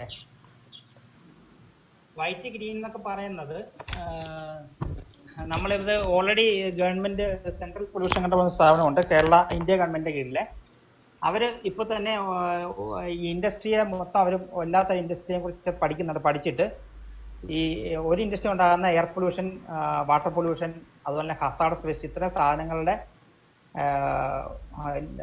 എന്തുമാത്രമാണ് അതിന്റെ ക്വാണ്ടിഫൈ ചെയ്തിട്ട് അതിന്റെ ഇഫക്റ്റ് എന്താണെന്ന് നോക്കിയിട്ട് അതിനെല്ലാം ഒരു ഇൻഡെക്സ് വെച്ചിട്ടുണ്ട്. ആ ഇൻഡെക്സ് പ്രകാരം ഇത്ര ഇൻഡെക്സ് ഇപ്പോൾ 10 മുതൽ 20-30 വരെ ഇൻഡെക്സുകളാണെങ്കിൽ അത് ഗ്രീൻ കാറ്റഗറി, അതുപോലെ തന്നെ 30 മുതൽ 50 വരെ ഓറഞ്ച് കാറ്റഗറി, ഇങ്ങനെ ഒരു ഇൻഡെക്സ് വെച്ചിട്ടുണ്ട്. അത് പ്രകാരം ഓൾറെഡി അവർ ഒരു ലിസ്റ്റ് ഉണ്ടാക്കി വെച്ചിട്ടുണ്ട്. ഇപ്പോൾ ഉദാഹരണത്തിന് സിമെന്റ് ഫാക്ടറി അല്ലെങ്കിൽ ടെക്സ്റ്റൈൽ ഫാക്ടറി, ഫെർട്ടിലൈസർ, ഇതൊക്കെ ഇങ്ങനെ റെഡിപ്പെടുത്തിയേക്കാണ്. അതുപോലെ തന്നെ ഇങ്ങനെ ചെറുകിട വരെ farms, life stock farms, mill, അതുപോലെ തന്നെ ചിക്കൻ സ്റ്റോൾ, ഇങ്ങനെയുള്ള എല്ലാം ഓൾറെഡി ലിസ്റ്റിലുണ്ട്. അതിന്റെ മലിനീകരണത്തിന്റെ തോത് അനുസരിച്ചാണ് ലിസ്റ്റ് തയ്യാറാക്കിയേക്കുന്നത്. അപ്പൊ അത് പ്രകാരം ഒരു ലിസ്റ്റ് ഓൾറെഡി നമുക്കകത്തുണ്ട്. ആ മലിനീകരണം അനുസരിച്ചുള്ള ലിസ്റ്റാണ് ഈ സൈറ്റിലുള്ളത്. അപ്പൊ അതുകൊണ്ട് നമുക്ക് നിങ്ങളുടെ ഒരുവിധപ്പെട്ട എല്ലാ സ്ഥാപനവും ലിസ്റ്റ് ഉള്ളതുകൊണ്ട് നിങ്ങൾ അതിനകത്ത് ക്ലിക്ക് ചെയ്യുമ്പോൾ നിങ്ങൾക്ക് അതിനകത്ത് ഏതാണ് പെടുന്നത് കാണാൻ പറ്റും. അതാണ് പ്രത്യേകിച്ച് അങ്ങനെ പേടിക്കാനില്ല. Green, orange, red, white 4 category തിരിച്ചിട്ടേ ഉള്ളു. അത് ഏതാണെന്ന് ഇൻഡസ്ട്രി തിരിച്ചു തന്നെ കൊടുത്തിട്ടുണ്ടാകും. സാറിന്റെ ആ വീഡിയോ ചെയ്തതിന് ശേഷം നമുക്ക് ക്വസ്റ്റ്യൻസിലേക്ക് കിടക്കായിരിക്കും തോന്നുന്നു. എനിക്ക് ഞാൻ നിങ്ങളെ കാണാൻ പറ്റുന്ന കാര്യത്തിൽ ഞാനും കാണിച്ചു ഒരു ചെറിയ സൈറ്റ് കാണിച്ചു തരാം. ചോദിച്ചോ സാറേ, ഒരു പൊടിമില്ല് തുടങ്ങുന്നതിന് എന്തൊക്കെയാണ് ഇത് ഈ പൊല്യൂഷൻ കൺട്രോൾ ബോർഡ് വഴി നമ്മൾ കാണുന്നുണ്ട് സാറ്? നിങ്ങൾ ഉദ്ദേശിക്കുന്ന ഫ്ലവർ മില്ലല്ലേ? അതെ സാർ, അതെ. നിങ്ങൾക്ക് കാണാമെങ്കിൽ പറയണം. ഈ ഒരു പടം ഞാൻ വായിച്ചിട്ടുണ്ട് സാറേ. ഗൗൺ ഉണ്ടാക്കുന്ന സ്ഥാപനത്തിന് ഏതൊക്കെ ലൈസൻസ് ആണ് ആപ്ലിക്കബിൾ ആകുന്നത്? ഗൗൺ, എന്ത് സർജിക്കൽ ഗൗൺ, സർജിക്കൽ ഗൗണാ? അതെ, സർജിക്കൽ ഗൗൺ. ഈ പടം പിന്നെ കാണാൻ പറ്റുമോ? ഇതുപോലെ നിങ്ങളുടെ സ്ഥാപനത്തിന്റെ നിങ്ങളുടെ പ്രിമൈസസ്, ആ സ്ഥാപനത്തിന്റെ നിങ്ങളെ എത്ര ബൗണ്ടറി വെട്ടുന്നത് കാണിച്ചപ്പോ കാണിച്ചിട്ടില്ല. ബൗണ്ടറി എത്ര കാണിക്കണം. ഒരു 100 മീറ്ററിന്റെ ഒരു സർക്കിള്. പിന്നെ നിങ്ങളുടെ മെയിൻ റോഡ് ഒരു ജംഗ്ഷൻ ഉണ്ട്, നമുക്ക് ഐഡന്റിഫൈ ചെയ്യാൻ വേണ്ടി ജംഗ്ഷൻ ഏതാണ്. പിന്നെ വീടുകൾ, അത്രയും മതി. ഇത്രയും വിവരങ്ങൾ മതി. അതും നീറ്റായിട്ട് വെച്ചാൽ. ഓക്കെ, ഞാൻ പൊടിമില്ലിന്റെ കാര്യം ആദ്യം പറയാം. പൊടിമില്ലി ചോദിച്ചാലായിരുന്നു ഫ്ലവർ മില്ല. ഫ്ലവർ മില്ലിനകത്ത് പ്രധാനമായിട്ടുള്ള പ്രശ്നം വെച്ച് കഴിഞ്ഞാല് അവിടുത്തെ ശബ്ദവും പൊടിയുമാണ്. അതിനകത്ത് തന്നെ ഇപ്പം ധാന്യങ്ങൾ പൊടിക്കുന്നതിനകത്ത് വലിയ കുഴപ്പമില്ല. പക്ഷെ നമ്മൾ സ്പൈസസ് പൊടിക്കുകയാണെങ്കിൽ അതിന് ഒരുപാട് ഇഷ്യൂസ് ഉണ്ട്. കാരണം സ്പൈസസിന്റെ സ്മെല്ല് എല്ലായിടത്തും പരക്കും. ഇപ്പൊ പ്രധാനമായിട്ടും ഞങ്ങൾ ഇപ്പം പൊടിമില്ലിന് പൊല്യൂഷൻ കൺട്രോൾ എന്ന് പറയുന്നത് സൗണ്ടിന്റെ പൊല്യൂഷൻ കൺട്രോൾ ഉണ്ട്, പിന്നെ പൊടിയുടെ ഉണ്ട്. അപ്പൊ അതിന് ഞങ്ങൾ സജസ്റ്റ് ചെയ്യുന്ന വെച്ചാൽ കഴിവതും നമ്മളൊരു 10 മീറ്ററെങ്കിലും അകലമുള്ളത് നല്ലതാണ്. പിന്നീട് നമ്മുടെ ഈ പൾവറൈസർ വെക്കുന്ന ഭാഗം, ഇപ്പൊ നമ്മുടെ നാട്ടിലുള്ള എല്ലാ പൊടിമില്ലിന്റെ പ്രശ്നം വെച്ച് കഴിഞ്ഞാൽ ഒറ്റമുറി, അതിനകത്ത് അവരുടെ മേശയുണ്ട്, അവർ പൈസ മേടിക്കാനകത്ത് ആൾക്കാർ അതിനകത്ത് വരുന്നു, അതിനകത്ത് തന്നെ പൾവറൈസർ ഇരിക്കുന്നു. അപ്പം എല്ലാവരുടെ കൂടെ സൗണ്ടും പൊടിയും പോകും. അപ്പം ഞങ്ങൾ സജസ്റ്റ് ചെയ്യുന്ന ഈ പൾവറൈസർ ഇരിക്കുന്ന ഭാഗം മാത്രം സെപ്പറേറ്റ് ആയിട്ട് നിങ്ങൾ എൻക്ലോസ് ചെയ്ത് കഴിഞ്ഞാൽ ശബ്ദം കുറയും, പൊടി കുറയും. അതുപോലെ തന്നെ നിങ്ങൾക്ക് ഇടയ്ക്ക് അകത്തും പുറത്തും പോകേണ്ടതുകൊണ്ട് ഒരു ഡോർ ക്ലോഷർ ഉള്ള ഒരു ഡോർ വെക്കുക. ഇപ്പൊ നമ്മുടെ ഒരു കാറിനകത്ത് കയറി അടച്ചിരുന്ന് കഴിഞ്ഞാൽ ഗ്ലാസ് ഇട്ട് കഴിഞ്ഞാൽ പുറത്തേക്ക് ഒന്നും കേൾക്കത്തില്ല, അല്ലെങ്കിൽ പുറത്ത് വന്ന അകത്ത് കേൾക്കത്തില്ല എന്ന് പറഞ്ഞ പോലെ ഒരു പരിധി വരെ നമ്മുടെ ശബ്ദം കുറയ്ക്കാൻ പറ്റും. അതുകൊണ്ട് സോളിഡ് ആയിട്ടുള്ള ബ്രിക്ക് വെച്ച് നമ്മുടെ ഭിത്തി കെട്ടുക. വെന്റിലേഷൻ ഉണ്ടെങ്കിൽ അതൊക്കെ അടച്ചിട്ട് നിങ്ങൾക്ക് ആവശ്യമുള്ള വെന്റിലേഷൻ മാത്രം കൊടുക്കുക. പിന്നെ ചെയ്യാൻ പറ്റുന്ന വെച്ചാൽ നിങ്ങൾക്ക് ചെയ്യാൻ പറ്റുന്ന ഇതെല്ലാം അടച്ച് വെച്ചാൽ ഒരു എക്സോസ്റ്റ് ഫാൻ വെച്ചിട്ട് അവിടെ നിന്നൊരു പുറത്തേക്കൊരു കണക്ഷൻ കൊടുത്തിട്ട് അതിൻ്റെ അറ്റം ഒരു തുണി വല്ലതും കെട്ടി അത് ഒരു വെള്ളത്തിലേക്ക് വില ഇടുക. അപ്പോൾ ഓൾറെഡി നമുക്കറിയാം മില്ലുകളിലൊക്കെ ഒരു തുണി ഇങ്ങനെ കെട്ടിയിട്ടുണ്ട്, അതിങ്ങനെ മില്ല് വർക്ക് ചെയ്യുമ്പോൾ ഇങ്ങനെ വികസിച്ച് വരും, അകത്ത് പൊടി കൊള്ളും. എൻ്റെ അഭിപ്രായത്തിൽ അതിൻ്റെ നിങ്ങൾ കെട്ടിവെക്കുന്ന തുണിയുടെ പുറത്ത് ഒരു പൈപ്പ് വല്ലതും കൊടുക്കുക, കവറിങ് എന്ന് വെച്ച് കഴിഞ്ഞാൽ ഇച്ചിരി അകലത്തിൽ. അപ്പം നിങ്ങളെ കെട്ടിക്കാൻ തുണി ഒരു സപ്പോസ് ഒരു 10 ഇഞ്ച് ആണ് അതിൻ്റെ ഡയമീറ്റർ വരുന്നെങ്കിൽ നിങ്ങളൊരു 12 ഇഞ്ചുള്ള ഒരു കവറിങ് പുറത്ത് കൊടുക്കുക. അപ്പോൾ ഇതിനകത്ത് നിന്ന് പുറത്തേക്ക് പോകുന്ന പൊടി ഈ പൈപ്പ് വീണ് താവട്ടി വീണാൻ സൗകര്യം ഉണ്ടാകും. അപ്പം ഒത്തിരി കാശ് മുടക്കാതെ നിങ്ങൾക്ക് തന്നെ അങ്ങനെയുള്ള എന്തെങ്കിലും സാധനം ഒരുക്കിയാൽ പറ്റും. എൻക്ലോസ് ചെയ്തിട്ട് എക്സോസ്റ്റ് വെച്ച് കഴിഞ്ഞാൽ ഈ പൊടി മുഴുവൻ പിടിച്ച് നമ്മളൊരു വെള്ളത്തിലോട്ടോ അല്ലെങ്കിൽ അടിയിലുള്ള ചാക്കോ അല്ലെങ്കിൽ കെട്ടിക്കൊടുത്ത് നനച്ചിട്ട് കഴിഞ്ഞാൽ അതിനകത്ത് പൊടി പിടിച്ചിരിക്കും. അങ്ങനെ നിങ്ങൾക്കത് ചെയ്യാവുന്നതാണ്. ഗൗണിന്റെ കാര്യം ചോദിച്ചാൽ ഒന്നുകൂടെ ക്ലാരിഫൈ ചെയ്യാമോ? ഞാനിപ്പം സർജിക്കൽ ഗൗൺ ചെയ്യുന്നത്. ഇപ്പൊ നിലവിൽ ലൈസൻസ് ഗൗൺ സാധാ ഈ മറ്റേ മാസ്ക് ഉണ്ടാക്കുന്ന തുണി കൊണ്ട് ഗൗണാ ഉണ്ടാക്കണേ. ഹലോ, അത് ഈ മറ്റേ ഡെന്റൽ ക്ലിനിക്കിലൊക്കെയാണ് ഉപയോഗിക്കുന്നത് ഇത്.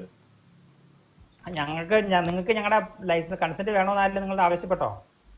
ഇല്ലില്ല, ആരും ആവശ്യപ്പെട്ടിട്ടില്ല. ചിലപ്പോ ഇങ്ങനെ ക്ലാസ് കൂടെ ലൈസൻസിനെ പറ്റി ആരും ചോദിച്ചവർക്കാരും അങ്ങനെ അതിന്റെ ആവശ്യമില്ല, അതിനെ പറ്റി ഒന്നും പറഞ്ഞിട്ടില്ല. കാരണം ഇവിടെ ഒരു വേസ്റ്റ് ആയിട്ടുണ്ടാകുന്ന തുണി പോലെ ആയിട്ട് ഞങ്ങളെ അകത്ത് ഒത്തിരി ഇൻസിസ്റ്റ് ചെയ്യാറില്ല. കാരണം ഇപ്പൊ തന്നെ പൊല്യൂഷൻ കൺട്രോൾ ഒരു ജില്ലയ്ക്കകത്ത് 6000 വരെ അപേക്ഷയുണ്ട്. അതുകൊണ്ട് നിങ്ങൾക്ക് നിങ്ങളുടെ പഞ്ചായത്തിൽ നിന്ന് ഇങ്ങനെയുള്ള മലിനീകരണം കുറഞ്ഞ സ്ഥാപനങ്ങൾ നിങ്ങൾക്ക് നടത്താൻ പറ്റുമെങ്കിൽ അങ്ങനെ അങ്ങ് പോകാൻ നല്ലത്. കേസ് വരികയാണെങ്കിൽ നിങ്ങൾ വന്നാല് നിങ്ങളുടെ ചിലപ്പോൾ ലിസ്റ്റിൽ പെടാത്തത് കൊണ്ട് അത് അല്പം താമസം വരുമായിരിക്കും. ഓക്കെ മനസ്സിലായി സാറേ. സാർ ഈ മാസ്ക് എങ്ങനെ ഡിസ്പോസ് ചെയ്യേണ്ടതെന്ന് ഒരു ഗൈഡ് ലൈൻസ് അങ്ങനെ കിട്ടുമോ? മാസ്ക് ആക്ച്വലി നമ്മുടെ ഈ ഇപ്പോൾ ഉള്ള ഇതുണ്ടല്ലോ, പ്ലാസ്റ്റിക് വേറൊക്കെ സാധനം ഉണ്ടല്ലോ, നോൺ വൂവൻ. അതെ. ഇപ്പം വരുന്ന മാസ്കുകളെല്ലാം തന്നെ നോൺ വൂവൻ ആണല്ലോ. നോൺ വൂവൻ ആക്ച്വലി അത് നിരോധിക്കണം, അതിന്റെ പൊല്യൂഷൻ കണ്ടോ കൊടുത്തിരുന്ന സമയമാണിത്, നോൺ വൂവന്റെ പ്ലാസ്റ്റിക്. കാരണം ഇത് ആക്ച്വലി ഒരു എന്നാ പറയണ്ടേ, ഒരു മാസ്ക് ഇട്ട് കൊണ്ടുവന്നാണ് ഈ നോൺ വൂവന് ഒരു പ്ലാസ്റ്റിക് പ്രൊഡക്റ്റ് ആണ്, പെട്രോളിയം പ്രൊഡക്റ്റ് ആണ്. അത് റിലയൻസ് മാത്രമാണ് അതിന്റെ മൊണോപ്പൊളി ആയിരുന്നു. അവരാണ് ഇവിടെ ഇത് ഇറക്കിയത്. അപ്പൊ അത് തുണിയാന്നുള്ള രൂപത്തിലാണ് കൊണ്ടുവന്നത്. പക്ഷെ ഞങ്ങളത് അന്വേഷിച്ച് കഴിഞ്ഞപ്പോഴത്തേക്ക് തുണിയല്ല, ഒരു പെട്രോളിയം പ്രൊഡക്റ്റ് ആയതുകൊണ്ട് നിരോധിക്കാൻ പറഞ്ഞ് ഞങ്ങൾ ഗവൺമെന്റിനേക്ക് ഓൾറെഡി ഞങ്ങൾ ഇത് കൊടുത്തിട്ടുണ്ടായിരുന്നു. ആ സമയത്താണ് ഇപ്പൊ ഈ ഇഷ്യൂ ഒക്കെ ഉണ്ടായി ഇങ്ങനെ ഇപ്പൊ വീണ്ടും നോൺ വൂവൻ വന്നോണ്ടിരിക്കുന്നത്. ഡിസ്പോസിനെ സംബന്ധിച്ച് നമുക്ക് കാശോണ്ട ഒന്നും വന്നിട്ടില്ല ഇതുവരെ. ഓക്കെ സാറേ, ഇതിനകത്ത് ഞാനിപ്പോ ഹാൻഡിൽ ചെയ്യുന്ന പോളിപ്രൊപ്പലൈൻ വെർജിൻ ഫോം മാത്രമാണ്. ശരിക്കും ഞാൻ ഇതിനെപ്പറ്റി ഒന്ന് പഠിച്ചപ്പോഴത്തേനും പോളിപ്രൊപ്പലൈനാണ് കത്തിക്കുമ്പോൾ കാർബണും ഹൈഡ്രജനും മാത്രമേ ഉണ്ടാകുന്നുള്ളൂ ബേൺ ചെയ്യുമ്പം. പക്ഷെ അതിനകത്ത് നമുക്ക് ഈ പ്ലാസ്റ്റിക്കിനകത്ത് ഈ വെർജിൻ റീസൈക്കിൾ പ്ലാസ്റ്റിക് കയറി പോകുന്നുണ്ട്. അതിനെന്തെങ്കിലും റെസ്ട്രിക്ഷൻ ഉള്ള റെഗുലേഷൻസ് വല്ലതും ഉണ്ടോ? ശരിക്കും എനിക്ക് മനസ്സിലായത് പ്യുവർ ഫോം ആണെങ്കിൽ കത്തിച്ചു കഴിഞ്ഞ് കഴിഞ്ഞാൽ ഹസാഡസ് ആയിട്ട് ഒന്നും ഉണ്ടാകുന്നില്ല. പക്ഷെ അതിനകത്ത് ഇമ്പ്യൂർ പ്ലാസ്റ്റിക് കയറുമ്പോഴത്തേന് ഹസാഡസ് ആയിട്ടുള്ള ഉണ്ടാകുന്നുണ്ട്. അതിന് വല്ല നിയമം ഉണ്ടോ? അല്ല, നമുക്ക് ഈ PP എന്ന് പറഞ്ഞാൽ ഓക്കെ, പക്ഷെ നമ്മൾ അതിനൊരു പ്രൊഡക്റ്റ് ആക്കി മാറ്റുമ്പോൾ നമ്മൾ അതിനകത്ത് ഫില്ലറും ഒക്കെ ചേർക്കുമല്ലോ. ഉണ്ട്. അപ്പം അത് തന്നെയല്ല, ഈ പൊതുവായിട്ട് ഇപ്പോൾ ഉള്ള കവറുകൾ വൈറ്റ് കവർ വളരെ കുറവാണ്. സാധാരണ ഇപ്പൊ എല്ലാം റീസൈക്കിൾഡാണ് വരുന്നത്. ഞങ്ങളുടെ ഒരു സ്റ്റാൻഡ് കത്തിക്കാൻ പാടില്ല. പക്ഷെ നിങ്ങൾക്ക് അറിയാമായിരിക്കും, ഞങ്ങളുടെ നേരത്തെ ചെറുമായി കത്തിക്കാൻ കുഴപ്പമില്ലെന്ന് പറഞ്ഞപ്പോഴത്തേന് ഈ ലോകത്തിലുള്ള കേരളത്തിലുള്ള സകലമായ ആൾക്കാരും ഞങ്ങളുടെ വെക്കിട്ട് കയറി. എന്ന് വെച്ച് കഴിഞ്ഞാൽ പ്ലാസ്റ്റിക് ആണ് ഇവിടെ ക്യാൻസർ ഉണ്ടാക്കുന്നത് വേണ്ടത്. ഏതായാലും എല്ലാത്തരം മാലിന്യങ്ങളും കത്തിക്കുന്നത് നിരോധിച്ചുകൊണ്ട് സെൻട്രൽ പൊല്യൂഷൻ ബോർഡും കേരള ഹൈക്കോടതി ഉത്തരവായിട്ടുണ്ട്. അതുകൊണ്ട് നമുക്ക് ഇപ്പൊ അതിനെക്കുറിച്ച് ചിന്തിക്കാൻ പറ്റത്തില്ല. എല്ലാത്തിനും പ്ലാസ്റ്റിക്കും വേറെ ഓപ്ഷൻ ഇല്ലല്ലോ സാറേ. അല്ല, ഇപ്പൊ നമ്മൾ ഈ പ്ലാസ്റ്റിക്കുകൾ റോഡ് ടാറിങ്ങിന് വേണ്ടി ഉപയോഗിക്കുന്നുണ്ട്. അതുപോലെ തന്നെ ഈ നമ്മുടെ സിമെന്റ് കമ്പനികൾ അവരുടെ ഇൻഷുറൻസിനകത്ത് കോ ഇൻഷുറൻസിന് വേണ്ടി എടുക്കുന്നുണ്ട്. ഇപ്പൊ പൊല്യൂഷൻ കൺട്രോൾ ബോർഡ് AC സിമെന്റുകളൊക്കെ സംസാരിച്ചിട്ട് അവരുടെ ഇൻഷുറൻസിനകത്ത് എടുക്കാമെന്നുള്ള ഒരു കുറെ വിട്ടിട്ടുണ്ട് ഇവിടുന്ന് പ്ലാസ്റ്റിക്കുകൾ. അപ്പൊ പ്ലാസ്റ്റിക് കുറച്ചുകൂടെ ക്ലീൻ ആക്കി സൂക്ഷിച്ചു കഴിഞ്ഞാൽ അങ്ങനെ എടുക്കാം. അതുകൊണ്ടാണ് പഞ്ചായത്തൊക്കെ പലതും ഇപ്പൊ എടുക്കുന്നത്. മനസ്സിലായി. സാർ ഒരു ചോദ്യം ചോദിച്ചു. നമ്മൾ ഈ ഫ്ലോർ മില്ലുകളൊക്കെ ചില കടകളിൽ പ്രവർത്തിക്കുന്നുണ്ട്, ഷോപ്പുകളുടെ ഒരു റൂമിലൊക്കെ പ്രവർത്തിക്കുന്നുണ്ടല്ലോ. അപ്പൊ ഈ സെറ്റ് ബാക്ക് അതിന് ബാധകമായിട്ട് വരുമോ? അപ്പൊ അവർക്കത് സെറ്റ് ബാക്ക് പാലിക്കാൻ പറ്റാത്തൊരു സ്റ്റേജ് വരുമല്ലോ. അപ്പൊ അതിനെന്തെങ്കിലും വേറെ എന്തെങ്കിലും മെഷേഴ്സ് ആണോ പറയാന്നുള്ളത്? അതുപോലെ ഈ ഷോപ്പുകൾക്ക് അങ്ങനെയുള്ള കാര്യങ്ങൾക്കെല്ലാം പൊല്യൂഷൻ കൺട്രോൾ ബോർഡിന്റെ ലൈസൻസ് വേണം? ഷോപ്പിനുകൾക്ക് വേണ്ട. കാരണം ഈ ശരിക്കും പൊല്യൂഷൻ ഉണ്ടാക്കുന്ന സ്ഥാനത്തിന് മതി. എന്നാൽ ഈ ലോക്കൽ ബോഡികൾ ഒരുപാട് ഇൻസിസ്റ്റ് ചെയ്യുന്നുണ്ട്. കാരണം ഈ 2011 നാഷണൽ ഗ്രീൻ ട്രിബ്യൂണൽ ഓർഡർ ഉണ്ടായിരുന്നു, പൊല്യൂഷൻ കൺട്രോൾ ലൈസൻസ് ഇല്ലാത്ത ഒരു സാധനം വർക്ക് ചെയ്യേണ്ടതാണ്. ഇപ്പം മുമ്പേ ചോദിച്ചതുപോലെ ഈ ഷോപ്പുകളിലും അല്ലെങ്കിൽ നമ്മുടെ കെട്ടിടങ്ങൾ ബിൽഡിംഗ് ഒരുമിച്ചിരിക്കുന്ന ജംഗ്ഷനിലൊക്കെ ഇത് വർക്ക് ചെയ്യുന്നുണ്ട്.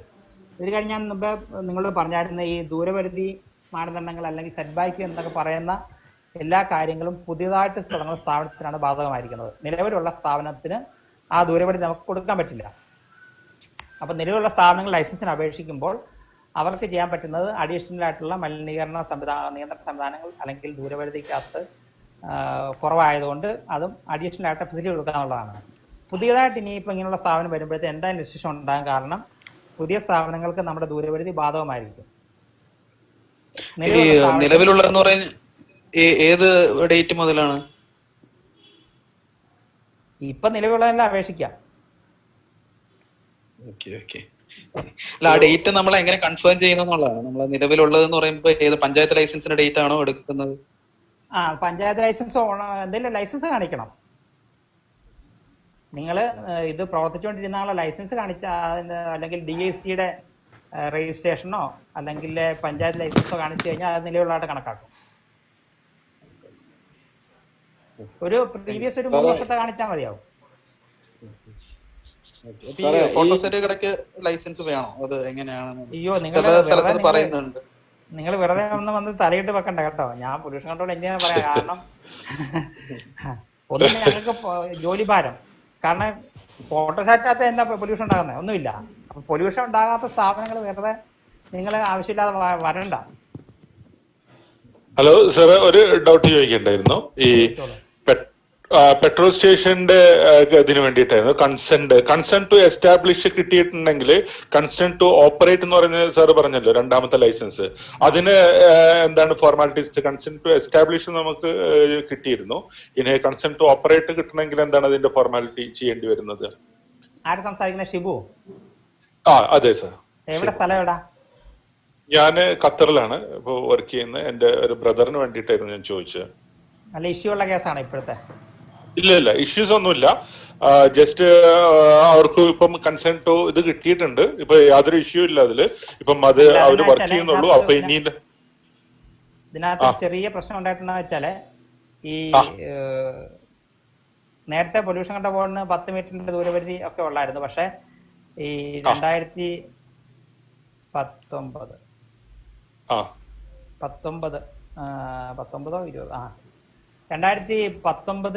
ഒരു നാഷണൽ ഗ്രീൻ ട്രിബ്യൂണലിന്റെ ഒരു അഡീഷണൽ ഓർഡർ വന്ന് പെട്രോൾ പമ്പ് 50 മീറ്റർ ദൂരെ പാലിക്കണമെന്നുണ്ട്. 50 മീറ്റർ ഡിസ്പെൻസറി 50 മീറ്റർ വേണമെന്ന് ഒരു ഇത് വന്ന്. അപ്പൊ തന്നെ പെട്രോളിയം മിനിസ്ട്രിയുടെ പെസോയുടെ ഒരു ഇത് വന്നായിരുന്നു. അഡീഷണൽ ഫെസിലിറ്റി ഉണ്ടെങ്കിൽ 30 മീറ്റർ മതിയെന്ന്. അപ്പൊ കൺസെന്റ് എസ്റ്റാബ്ലിഷ് കിട്ടിയതാണെങ്കിൽ ഇല്ലെങ്കിലും ഈ ഒരു കണ്ടീഷനകത്ത് ഇംപ്ലിമെന്റ് ചെയ്യേണ്ടി വരും. അതുകൊണ്ട് കഴിവതും 50 മീറ്റർ ആണ് ഇപ്പോഴത്തെ ദൂരപരിധി. പക്ഷേ സ്ട്രിക്റ്റ് കൺട്രോൾ മെഷേഴ്സ് ഇംപ്ലിമെന്റ് ചെയ്യുകയാണെങ്കിൽ 30 മീറ്ററും കൂടെ എന്ന് വെച്ചാൽ 30 മീറ്ററിന്റെ അകത്ത് വീട്ടിൽ അനുവദിക്കും. അല്ലെങ്കിൽ 50 മീറ്ററിനകത്ത് വീട് പാടില്ല. അത് ശരി. ഈ സ്ട്രിക്റ്റ് മെഷേഴ്സ് ഉദ്ദേശിച്ചത് എന്താണ് സാർ? അതിൽ നമുക്ക് വരുന്ന അഡീഷണൽ എന്താണ് അതിൽ നമ്മൾ ചെയ്യേണ്ടത്? മെത്തേഡ്സ് വേണ്ടത് എന്താണ്? സ്ക്രബിംഗ് സംവിധാനമൊക്കെ ഉദ്ദേശിക്കുന്നത്. ശരി. ഇത് പെട്രോൾ പമ്പാണ്, പെട്രോളിന്റെ റീറ്റെയിൽ ഔട്ട്ലെറ്റ്. നമ്മൾ മെയിൻ ആയിട്ട് പറയുന്നത് അതിന്റെ സ്മെല്ലാണ് മെയിൻ ആയിട്ടുള്ളത്. സ്മെല്ലാണ് പറയുന്നത് അല്ലേ? ഓക്കെ. ഫയർ ഹസാർഡ് ഒഴിവാക്കാനുള്ള കാര്യങ്ങളൊക്കെ വെച്ച് കഴിഞ്ഞാല് ഒരു സെക്കൻഡ്. ഇപ്പൊ പെട്രോൾ പമ്പില് സ്ക്രബ്ബർ എങ്ങനെയാണ് അത് ആ സിസ്റ്റം വരുന്നത്, ചെയ്യാൻ പറ്റുന്നത്? അതൊരു ക്ലോസ് സർക്യൂട്ടിലല്ലേ സ്ക്രബിങ് ചെയ്യാൻ പറ്റുന്നത്? ഡിസ്പെൻസ് ചെയ്യുമ്പോഴാണ് പ്രശ്നം ഉണ്ടാകുന്നത്. ഡിസ്പെൻസ് ലൊക്കേഷൻ അത് ഞാനൊന്ന് വിശദമായിട്ട് നോക്കണം. അത് പെസോയുടെ കുറെ ഗൈഡ്ലൈൻ വന്നിട്ടുണ്ട് റീസെന്റ് ആയിട്ട്. അത് മിക്കവാറും സൈറ്റിൽ ഉണ്ടാവും. ശരി. അല്ല, ഈ സ്ക്രബിംഗ് ഉദ്ദേശിച്ചത് സാർ എന്താന്ന് മനസ്സിലായില്ല. ഓരോരുത്തർ കേട്ടോ, എല്ലാവരും കൂടി ചോദിച്ചു കഴിഞ്ഞാല് സാറ് വേണമെങ്കിൽ എനിക്കൊന്ന് ഹോസ്റ്റ് ചെയ്യാം. ഞാൻ എല്ലാവരും അൺമ്യൂട്ട് ചെയ്യാം. കാരണം മ്യൂട്ട് ചെയ്യാം, അതാണ് നല്ലത്. അല്ലെങ്കിൽ ഒരു കാര്യം ചെയ്യും, ഞാൻ എന്നാ ഈ അപേക്ഷ പൂരിപ്പിക്കുന്ന ഒരു വീഡിയോ കാണിക്കാം. എന്നിട്ട് സംസാരിക്കും. നിയന്ത്രണ ബോർഡിന്റെ അനുമതിക്കായി സാധാരണക്കാർക്ക് എങ്ങനെ അപേക്ഷിക്കാം എന്നുള്ളതിന്റെ വീഡിയോ ആണ് ഞാൻ ഇവിടെ ചെയ്യാൻ പോകുന്നത്. ആദ്യം ഗൂഗിൾ എടുക്കുക. ഗൂഗിളിൽ ROCMMS.NIC.in എന്ന് ടൈപ്പ് ചെയ്ത് സെർച്ച് ചെയ്യുക. അപ്പോൾ ഇങ്ങനൊരു പേജ് കിട്ടും. അതിൽ ന്യൂ ഇൻഡസ്ട്രി രജിസ്ട്രേഷൻ എന്നുള്ളത് ക്ലിക്ക് ചെയ്യണം. അപ്പൊ ഇങ്ങനെ ഒരു പേജ് വരും. അതിനകത്ത് ഇൻഡസ്ട്രീസ് എസ്റ്റാബ്ലിഷ്മെന്റ് ആണ് നമ്മൾ ചെയ്യാൻ പോകുന്നത്. ഇതൊരു എക്സാമ്പിൾ വീഡിയോ ആയതുകൊണ്ട് ഇൻഡസ്ട്രീസ് എസ്റ്റാബ്ലിഷ്മെന്റിലാണ് നമ്മൾ അപ്ലൈ ചെയ്യാൻ പോകുന്നത്. മറ്റുള്ള ഒരു ഹോട്ടൽ വേണമെങ്കിൽ ഹോട്ടൽ കൊടുക്കാം, ഹെൽത്ത് കെയർ വേണമെങ്കിൽ ഹെൽത്ത് കെയർ കൊടുക്കാം. ഞാനിവിടെ ഒരു എക്സാമ്പിൾ ആയിട്ട് ഒരു പോൾട്രി ഫാമിന്റെ ഒരു എക്സാമ്പിളാണ് ഞാൻ നിങ്ങളുടെ മുമ്പിൽ പറയാൻ പോകുന്നത്. ഇതിൽ സെന്റ് ജോൺ പോൾട്രി ഫാം എന്നാണ് ഞാൻ എൻ്റെ പോൾട്രി ഫാമിന് പേര് കൊടുത്തിരിക്കുന്നത്. അതിന്റെ അഡ്രസ്സ്, ആ സെന്റ് ജോൺ പോൾട്രി ഫാം സ്ഥാപിച്ചിരിക്കുന്ന സ്ഥലത്തിന്റെ അഡ്രസ്സാണ് നമ്മൾ ആദ്യം അവിടെ ടൈപ്പ് ചെയ്ത് കൊടുക്കേണ്ടത്. അത് ടൈപ്പ് ചെയ്ത് കൊടുത്തതിന് ശേഷം അതിന്റെ പിൻകോഡും അതിന്റെ ഡിസ്ട്രിക്റ്റും എല്ലാം കറക്റ്റ് ആയിട്ട് തന്നെ വേണം. പിൻകോഡിന്റെ അവിടെ പിൻകോഡ് അടിച്ചു കൊടുക്കുക. അത് കഴിഞ്ഞാൽ ഡിസ്ട്രിക്ട് സെലക്ട് ചെയ്യുക. ഡിസ്ട്രിക്ട് സെലക്ട് ചെയ്യുമ്പോൾ ഓട്ടോമാറ്റിക് ആയിട്ട് തന്നെ താലൂക്കിന്റെ ഒരു ലിസ്റ്റ് വരും. അതിൽ നമ്മളുടെ താലൂക്ക് സെലക്ട് ചെയ്യാം. ഇനി വില്ലേജ് അടിച്ചു കൊടുക്കുക. സർവേ നമ്പർ ക്ലിയർ ചെയ്ത് കൊടുക്കുക. സർവേ നമ്പർ അടിക്കുമ്പോൾ പ്രത്യേകം ശ്രദ്ധിക്കേണ്ടത് സർവേ നമ്പർ കറക്റ്റ് ആയിട്ട് തന്നെ ചെയ്യണം. അത് കറക്റ്റ് തെറ്റ് വരുത്താൻ പാടില്ല.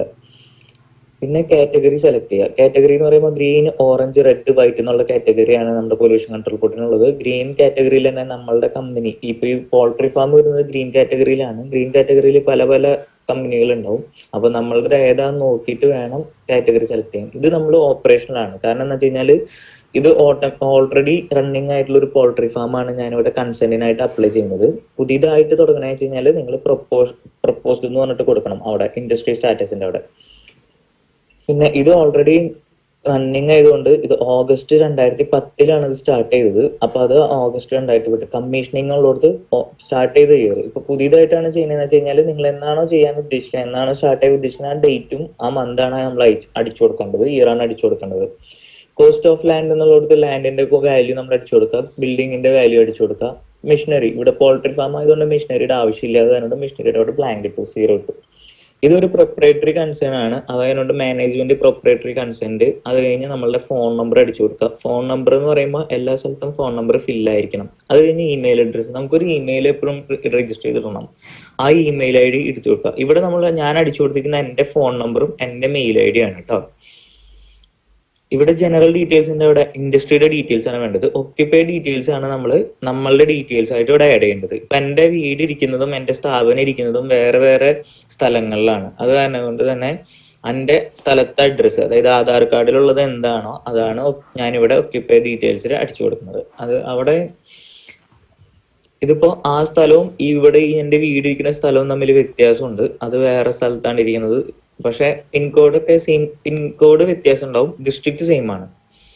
അപ്പോൾ ഇവിടെ ഒക്യുപ്പയർ നെയിമാണ് അടിച്ചു കൊടുക്കേണ്ടത്, ഷെറിൻ ജേക്കബ്. പിന്നെ കുത്തും കോമയും നമ്മളിവിടെ യൂസ് ചെയ്യാൻ പാടില്ല. ഇനീഷ്യല് വരുമ്പോൾ കുത്തൊന്നും യൂസ് ചെയ്യാൻ പാടില്ല. വെറുതെ ജസ്റ്റ് പീന്ന് എഴുതാന്ന് വെച്ചാൽ പീന്ന് എഴുതാം. ഇവിടെ ഞാൻ എന്റെ പേര് മാത്രമാണ് എഴുതിയിരിക്കുന്നത്. ഇതൊരു പ്രൊപ്പറേറ്റർഷിപ്പ് ആണ്. അതുകൊണ്ട് നമ്മൾ പ്രൊപ്പറേറ്റർ എന്ന് പേര് കൊടുക്കാം. ഓഫീസ് അഡ്രസ്സിന്റെ അവിടെ സെയിം കൊടുക്കാം. ഇനി ഇവിടെ കൊടുക്കേണ്ട പിൻകോഡ് എന്ന് പറയുന്നത് നമ്മളെ റെസിഡൻഷ്യൽ പിൻകോഡാണ് അവിടെ കൊടുക്കേണ്ടത്. കാരണം ഒക്യുപ്പയറിന്റെ ഡീറ്റെയിൽസ് ആണ് നമ്മളിവിടെ അടിച്ചു കൊടുക്കുന്നത്. അപ്പൊ പിൻകോഡ് നമ്മളുടെ സ്വന്തം പിൻകോഡ് തന്നെ, നമ്മൾ താമസിക്കുന്ന സ്ഥലത്തിന്റെ പിൻകോഡ് അടിച്ചു കൊടുക്കുക. ഫോൺ നമ്പർ നമ്മുടെ ഫോൺ നമ്പർ അടിച്ചു കൊടുക്കുക. ഈ ഫോൺ നമ്പർ അടിച്ചു കൊടുക്കുമ്പോൾ പ്രത്യേകം ശ്രദ്ധിക്കേണ്ടത് അവരെപ്പോ വിളിച്ചാലും നമ്മളെ അവൈലബിൾ ആയിരിക്കണം. നമ്മൾ എപ്പോൾ വിളിച്ചാലും കിട്ടണം. ഇനി നിങ്ങൾക്ക് അഡീഷണൽ വേറെ നമ്പർ ഉണ്ടെന്ന് വെച്ച് കഴിഞ്ഞാൽ അവിടെ 2 നമ്പർ അടിക്കാനൊക്കെ സ്ഥലമുണ്ട്. ആ സ്ഥലം അടിച്ചു കൊടുക്കുക. നമ്മുടെ മെയിൽ ID ക്ലിയർ ആയിട്ട് തന്നെ കൊടുക്കണം. ഇവിടെ നമ്മൾ ഒരു ഹിന്റ് ക്വസ്റ്റ്യൻ ആണ്. അപ്പൊ ഞാൻ കൂടുതലും എന്റെ നിക് നെയിം ആണ് എനിക്ക് ഓർമ്മ കിട്ടുന്നത്. അതുകൊണ്ട് ഞാൻ നിക് നെയിം അടിക്കണം. നിങ്ങൾക്ക് ഇഷ്ടമുള്ളത് ചെയ്യാം. അത് കഴിഞ്ഞ് ഇവിടെ നമ്മളെല്ലാം ചെക്ക് ചെയ്തതിനു ശേഷം സബ്മിറ്റ് എന്നുള്ളടത്ത് കൊടുക്കാം. അപ്പൊ ഇച്ചിരി ഡിലേ ഉണ്ടാവും. പൊല്യൂഷൻ കൺട്രോൾ ബോർഡിന്റെ സൈറ്റ് ആണ്, ഗവൺമെന്റിന്റെ സൈറ്റ് ആണ്. ചെറിയൊരു ഡിലേ ഉണ്ടാവും. ഒരുപാട് പേര് ഇത് യൂസ് ചെയ്യണ അതുകൊണ്ടൊക്കെ ആയിരിക്കാം. അപ്പൊ നമ്മളൊന്ന് ആ ഒരു ഡിലേ ഒന്ന് വെയിറ്റ് ചെയ്യുക. അപ്പൊ ഇത്രയും കാര്യങ്ങൾ ചെയ്യുമ്പോൾ ശ്രദ്ധിച്ച് വേണം ചെയ്യാനായിട്ട്. എല്ലാം എഴുതുമ്പോൾ കറക്റ്റ് ആയിട്ടായിരിക്കണം. ഇപ്പൊ നമുക്ക് ഇങ്ങനെ ഒരു പേജ് വരും. ഈ പേജിനകത്ത് നമ്മളുടെ യൂസർ ഐഡിയും 1 ടൈം പാസ്വേഡ് ഉണ്ടാവും. ഒരു 65468 എന്നുള്ളതാണ് നമ്മളുടെ ഇവിടുത്തെ 1 ടൈം പാസ്വേഡ്. പ്രിന്റ് എടുക്കണമെങ്കിൽ നമുക്ക് ഇവിടെ പ്രിന്റ് എടുക്കാം. അതല്ലെങ്കിൽ നമുക്ക് ഈ യൂസർ ID നമ്മൾ നോട്ട് ചെയ്ത് വെക്കണം. ഈ യൂസർ ID നമ്മളത് നോട്ട് ചെയ്തതിന് ശേഷം ഇത് ഹോമിൽ പോയി കഴിഞ്ഞാൽ യൂസർ ID നമ്മളിപ്പോ ഇൻഡസ്ട്രി ലോഗിൻ എന്ന് പറഞ്ഞിട്ട് ആ യൂസർ ID അടിച്ചു കൊടുക്കുക. അതോടെ നമ്മൾ പാസ്വേഡ് നമുക്ക് നേരത്തെ കിട്ടിയ 1 ടൈം പാസ്വേഡ് അടിച്ചു കൊടുക്കുക. അത് കഴിഞ്ഞാൽ ക്യാപ്ചർ കോഡ് കറക്റ്റ് ആയിട്ട് ടൈപ്പ് ചെയ്യാം, എന്നിട്ട് ലോഗിൻ കൊടുക്കുക. എന്നിട്ട് നമ്മൾ നേരത്തെ 1 ടൈം പാസ്വേഡ് വന്നത് ഇവിടെ കൊടുക്കുക. ആ 1 ടൈം പാസ്വേഡ് ഇവിടെ കൊടുത്തതിന് ശേഷം നിങ്ങളൊരു പുതിയ പാസ്വേഡ് ക്രിയേറ്റ് ചെയ്യണം. അതായത് നിങ്ങൾക്ക് ഓർമ്മ നിൽക്കണ ഏതെങ്കിലും ഒരു പാസ്വേഡ് ക്രിയേറ്റ് ചെയ്യുമ്പോൾ ശ്രദ്ധിക്കേണ്ടത് ഹാഷ്, അതുപോലെ തന്നെ @ അതൊക്കെ ഉള്ള ഒരു പാസ്വേഡ് അയക്കണം. പിന്നെ ഒരു ന്യൂമറിക് വേണം, പിന്നെ ഒരു ആൽഫബറ്റ് വേണം, ഒരു 4 ആൽഫബറ്റും വേണം. അപ്പൊ മൊത്തം 8 ക്യാരക്ടർ വേണം. അങ്ങനെ അത് ആൽഫബറ്റും എല്ലാം കൂടി ആണെങ്കിൽ ഒരു നിങ്ങൾക്ക് ഓർമ്മ നിൽക്കണവരൊന്നും അടിച്ചു കൊടുത്തതിന് ശേഷം യൂസർ ഐഡിയും പാസ്വേഡും വീണ്ടും ഇവിടെ അടിച്ചു കൊടുക്കുക. എന്നിട്ട് അതിനകത്ത് ലോഗിൻ ആവുക. ലോഗിൻ ആയതിനു ശേഷം ഇങ്ങനെ ഒരു പേജാണ് വരിക. അതിൽ നമുക്കിപ്പോൾ ഇൻഡസ്ട്രി പ്രൊഫൈൽ ചെക്ക് ചെയ്യുകയാണെങ്കിൽ നമ്മൾ നേരത്തെ അടിച്ചു കൊടുത്ത എല്ലാ കാര്യങ്ങളും ഇവിടെ ഉണ്ടാവും. ഇതിലെന്തെങ്കിലും ചേഞ്ചസ് വരുത്തണമെങ്കിൽ നിങ്ങൾക്ക് അങ്ങനെ ചേഞ്ചസ് വരുത്തണമെങ്കിൽ വരുത്താം, അതല്ലെങ്കിൽ അപ്ലൈ ഫോർ കൺസെന്റ് എന്നുകൊണ്ട് കൊടുക്കുക. ഇതൊരു പുതിയ സ്ഥാപനം ആയതുകൊണ്ട് നമ്മൾ പുതിയ സ്ഥാപനം എന്ന് പറഞ്ഞു കഴിഞ്ഞാൽ സ്ഥാപനം പഴയതാണെങ്കിലും പുതിയതായിട്ടാണ് നമ്മൾ കൺസെന്റ് എടുക്കുന്നത്. അപ്പോൾ ICO ന്യൂ എന്ന് കൊടുക്കാം. ഇനി പുതിയ സ്ഥാപനമാണെങ്കിൽ ICE എന്ന് കൊടുക്കുക, അതായത് ഇൻഡസ്ട്രിയൽ കൺസെന്റ് ഫോർ എസ്റ്റാബ്ലിഷ്മെന്റ്, മറ്റേത് industrial consent for operate. White category ആണെങ്കിൽ വൈറ്റ് കാറ്റഗറി എന്നുള്ളത് സെപ്പറേറ്റ് കൊടുക്കണം. എന്നിട്ട് നമ്മൾ ഇവിടെ നെക്സ്റ്റ് എന്ന് കൊടുക്കാം.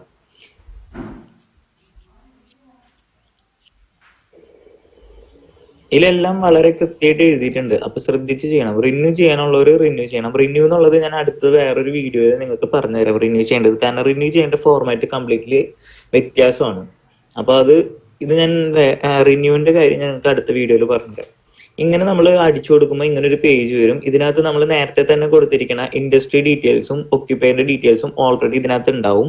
അതിലില്ലാത്ത കാര്യങ്ങൾ നമ്മൾ അതിനകത്ത് ഫില്ല് ചെയ്യുമ്പോൾ പ്രത്യേകം ശ്രദ്ധിക്കേണ്ടത് ഇൻഡസ്ട്രി പ്രൊഫൈലിനകത്ത് ഫില്ല് ചെയ്യുമ്പോൾ ഇൻഡസ്ട്രിയുടെ കാര്യങ്ങളും ഇൻഡസ്ട്രിയുടെ പിൻകോഡും ഇൻഡസ്ട്രി ഡിസ്ട്രിക്റ്റും മാത്രമാണ് അടിച്ചു കൊടുക്കാൻ പാടുള്ളൂ. ഒക്യുപ്പൈറിന്റെ നമ്മൾ ഓൾറെഡി അത് ഫില്ല് ചെയ്തിട്ടുണ്ട്. ഇനി നമ്മൾ എൻ്റെ മുഴുവൻ ഡീറ്റെയിൽസും അടിച്ചു കൊടുക്കാൻ പോവാണ്. ഇപ്പൊ നമ്മൾ പഞ്ചായത്താണെങ്കിൽ പഞ്ചായത്ത്, മുനിസിപ്പാലിറ്റി ആണെങ്കിൽ മുനിസിപ്പാലിറ്റി, കോർപ്പറേഷൻ ആണെങ്കിൽ കോർപ്പറേഷൻ, വാർഡ് നമ്പറും ആ വാർഡിന്റെ പേരും ആ പഞ്ചായത്തിന്റെ പേരും കൂടി അതിനകത്ത് ആഡ് ചെയ്യാം. ഇപ്പൊ വാർഡ് നമ്പർ ഈ സ്ഥാപനത്തിന്റെ, ഞാൻ ഉദാഹരണം കാണിക്കുന്ന സ്ഥാപനത്തിന്റെ വാർഡ് നമ്പർ 25 ആണ്. അപ്പൊ അതിന്റെ പഞ്ചായത്തിന്റെ പേരും വാർഡിന്റെ പേരും അടിച്ചു കൊടുക്കാം. എന്നിട്ട് ഇവിടെ ICO ന്യൂ, കാരണം നമ്മൾ പുതിയതായിട്ട് അപ്ലൈ ചെയ്യുന്നതാണ്. ഇനി നമ്മളുടെ വീട്ടിൽ നിന്ന്, നമ്മളുടെ ഈ സ്ഥാപനത്തിൽ നിന്ന് ഏറ്റവും അടുത്തുള്ള വീട്ടിലേക്കുള്ള ദൂരമാണ് നമ്മൾ ഇവിടെ എഴുതേണ്ടത്. അത് കറക്റ്റ് ആയിട്ട് തന്നെ എഴുതണം. അത് ബൗണ്ടറി ടു ബൗണ്ടറി അല്ല,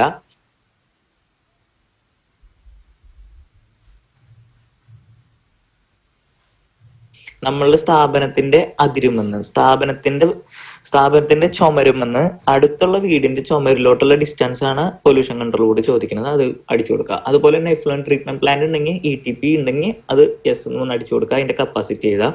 ഓപ്പൺ വെൽ ആണെങ്കിൽ ഓപ്പൺ വെൽ എന്ന് എഴുതാം. പിന്നെ ഇത് ഞാൻ നിങ്ങൾക്ക് പറഞ്ഞുതരാം. ഇത് നമ്മളുടെ സ്ഥലം, എത്ര സെന്റ് സ്ഥലമാണ് നമുക്കുള്ളതെന്ന് വെച്ച് കഴിഞ്ഞാൽ ഇവിടെ നമുക്ക് പോൾട്രി ഫാം എന്ന് പറഞ്ഞാൽ 190 സെന്റ് സ്ഥലമാണ് നമുക്കുള്ളത്. അപ്പൊ നമ്മൾ അതിന്റെ സ്ക്വയർ മീറ്റർ അടിച്ചു കൊടുക്കുന്നു. സ്ക്വയർ മീറ്ററിലാണ് ചെയ്ത് കൊടുക്കേണ്ടത്. അതാണ് ഞാൻ യൂണിറ്റ് കൺവേർഷൻ നിങ്ങൾക്ക് അവിടെ കാണിച്ചു തന്നിരിക്കുന്നത്. അപ്പോൾ അത് എത്ര സെന്റ് സ്ഥലമാണെങ്കിൽ 20 സെന്റ് സ്ഥലത്തിലാണ് നമ്മളുടെ പോൾട്രി ഫാം ഇരിക്കുന്നത്. അപ്പൊ അത്രയും സ്ക്വയർ മീറ്റർ വേണം, അത് എഴുതാം. പിന്നെ നമ്മളെ സ്ഥാപനത്തിൽ ആരെങ്കിലും താമസിക്കുന്നുണ്ടെങ്കിൽ അവിടെ ഒക്യുപ്പൻസ് അവിടെ താമസിക്കുന്നതായിട്ട് കാണിക്കണം. ഇതൊക്കെ നമുക്ക് വേറെ വേറെ ഇതുകൾക്കുള്ളതാണ്. അത് നമുക്ക് പലതായിട്ട് ചെയ്യണം. അപ്പൊ ഞാൻ നിങ്ങൾക്ക് അത് അടുത്ത വീഡിയോസിലായിട്ട് കാണിച്ചു തരാം. ഇത് ക്യാപിറ്റൽ ഇൻവെസ്റ്റ്മെന്റ് നമ്മൾ അവിടെ അടിച്ചു കൊടുക്കുക. ക്യാപിറ്റൽ ഇൻവെസ്റ്റ്മെന്റ് അടിച്ചു കൊടുക്കുമ്പോൾ എത്ര മന്തിനാണ് നമ്മൾ ഫീസ് അടയ്ക്കണത് എന്നുള്ളത്. ഇത് പോൾട്രി ഫാം പുതിയതായിട്ട് തുടങ്ങാനായിട്ട് 10.5 വർഷത്തേക്ക് ഫീസ് അടയ്ക്കണം. 126 മാസമാണ്. അപ്പോൾ അത് കാൽക്കുലേറ്റ് ചെയ്യുമ്പോൾ ഓട്ടോമാറ്റിക്കലി സിസ്റ്റം ജനറേറ്റഡ് ആയിട്ട് അവിടെ നമ്മളുടെ ഫീസ് വരും. അത് കോപ്പി പേസ്റ്റ് ചെയ്യുക. എന്നിട്ട് ആഡ് കൊടുക്കുക.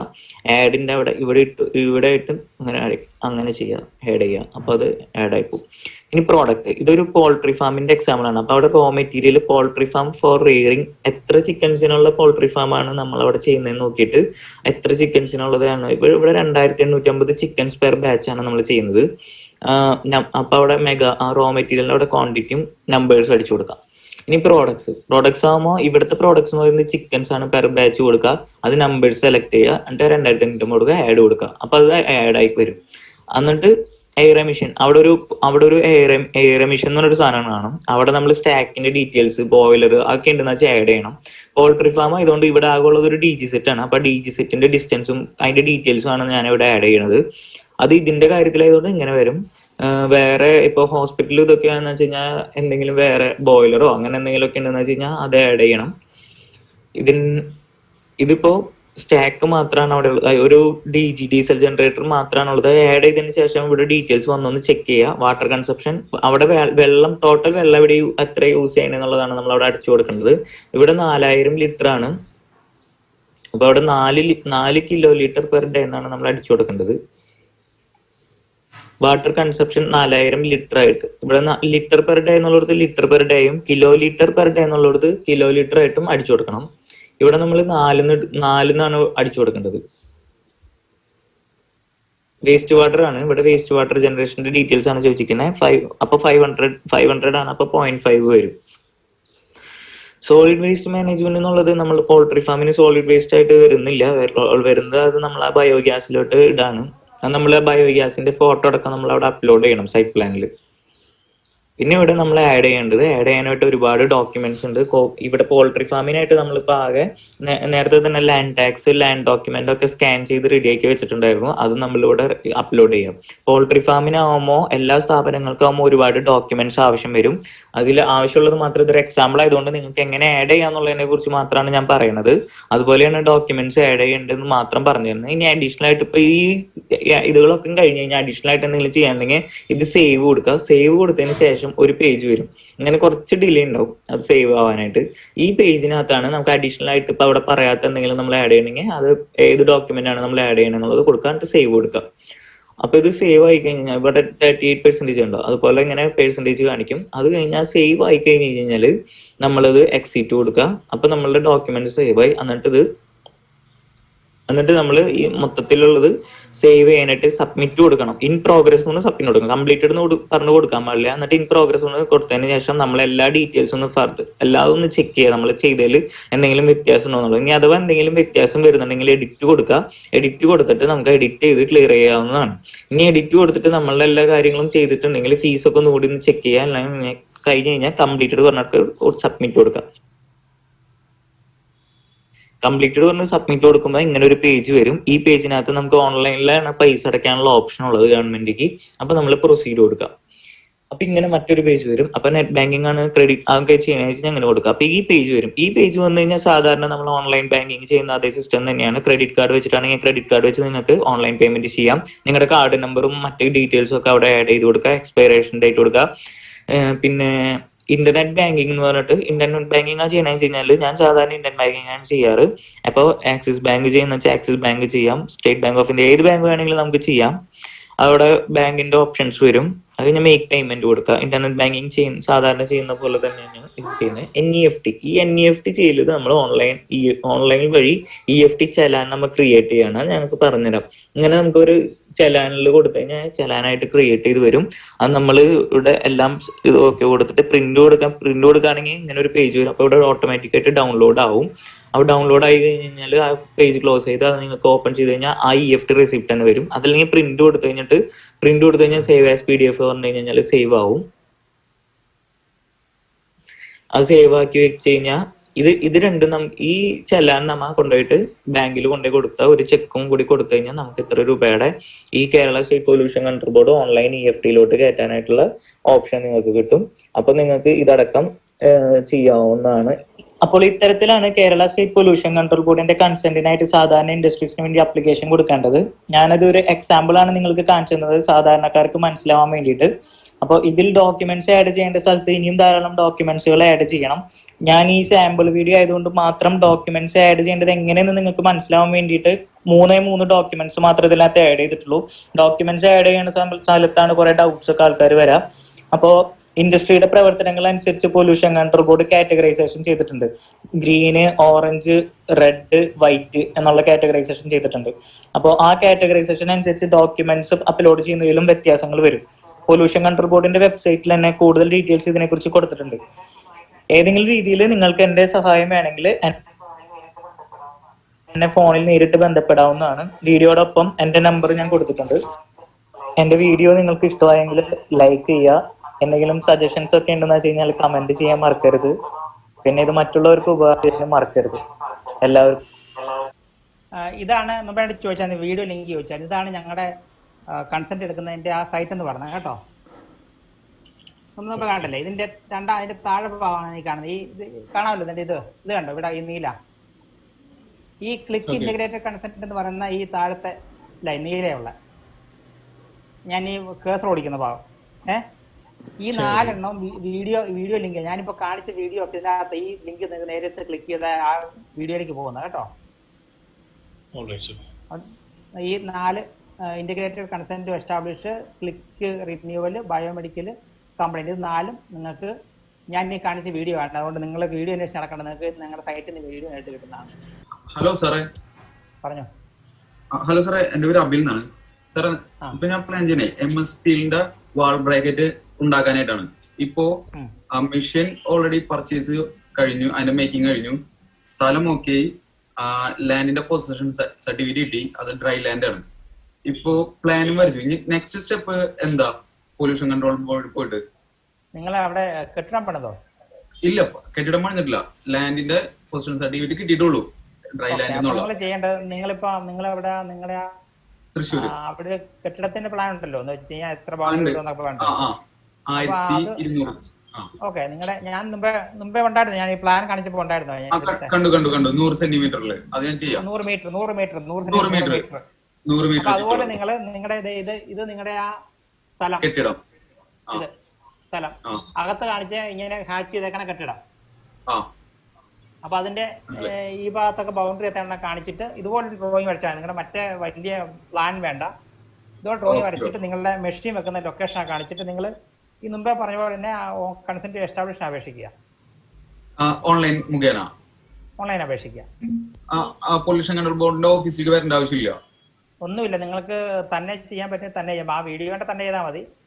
ആകെ നിങ്ങൾക്ക് വേണ്ടത് ഈ ഒരു ഡ്രോയിങ് വരയ്ക്കാന്നുള്ളേ ഉള്ളൂ. ബാക്കിയെല്ലാം നിങ്ങളുടെ സ്വന്തമായിട്ട് ചെയ്യാവുന്നതാണ്. ഡോക്യുമെന്റ്സ് എന്നിട്ട് നിങ്ങൾ ഓൺലൈൻ അപേക്ഷിക്കുക. നിങ്ങളുടെ നമ്പറിൽ SMS വരും. നിങ്ങൾക്ക് ഇനിയും അപേക്ഷ തിരിച്ചയക്കുകയാണെന്ന പക്ഷം നിങ്ങൾക്ക് അതിനകത്ത് നിങ്ങളെ പാസ്വേഡ് ID വെച്ച് നിങ്ങൾക്ക് ഇടയ്ക്ക് ചെക്ക് ചെയ്യുമ്പോൾ ആപ്ലിക്കേഷൻ റിട്ടേൺഡ് എന്ന് ഒരു ഇത് കാണും, റീസൺ കാണും. അപ്പൊ നിങ്ങൾക്ക് ഡോക്യുമെന്റ്, അപ്പൊ നിങ്ങൾക്ക് തിരിച്ചയച്ചാൽ നിങ്ങൾക്ക് അത് കറക്റ്റ് ചെയ്യാൻ പറ്റും. നിങ്ങൾ കറക്ഷനോ അല്ലെങ്കിൽ ഡോക്യുമെന്റ് എൻട്രി ആണെങ്കിൽ അത് എൻട്രി ചെയ്തിട്ട് റീസബ്മിറ്റ് ചെയ്യുക.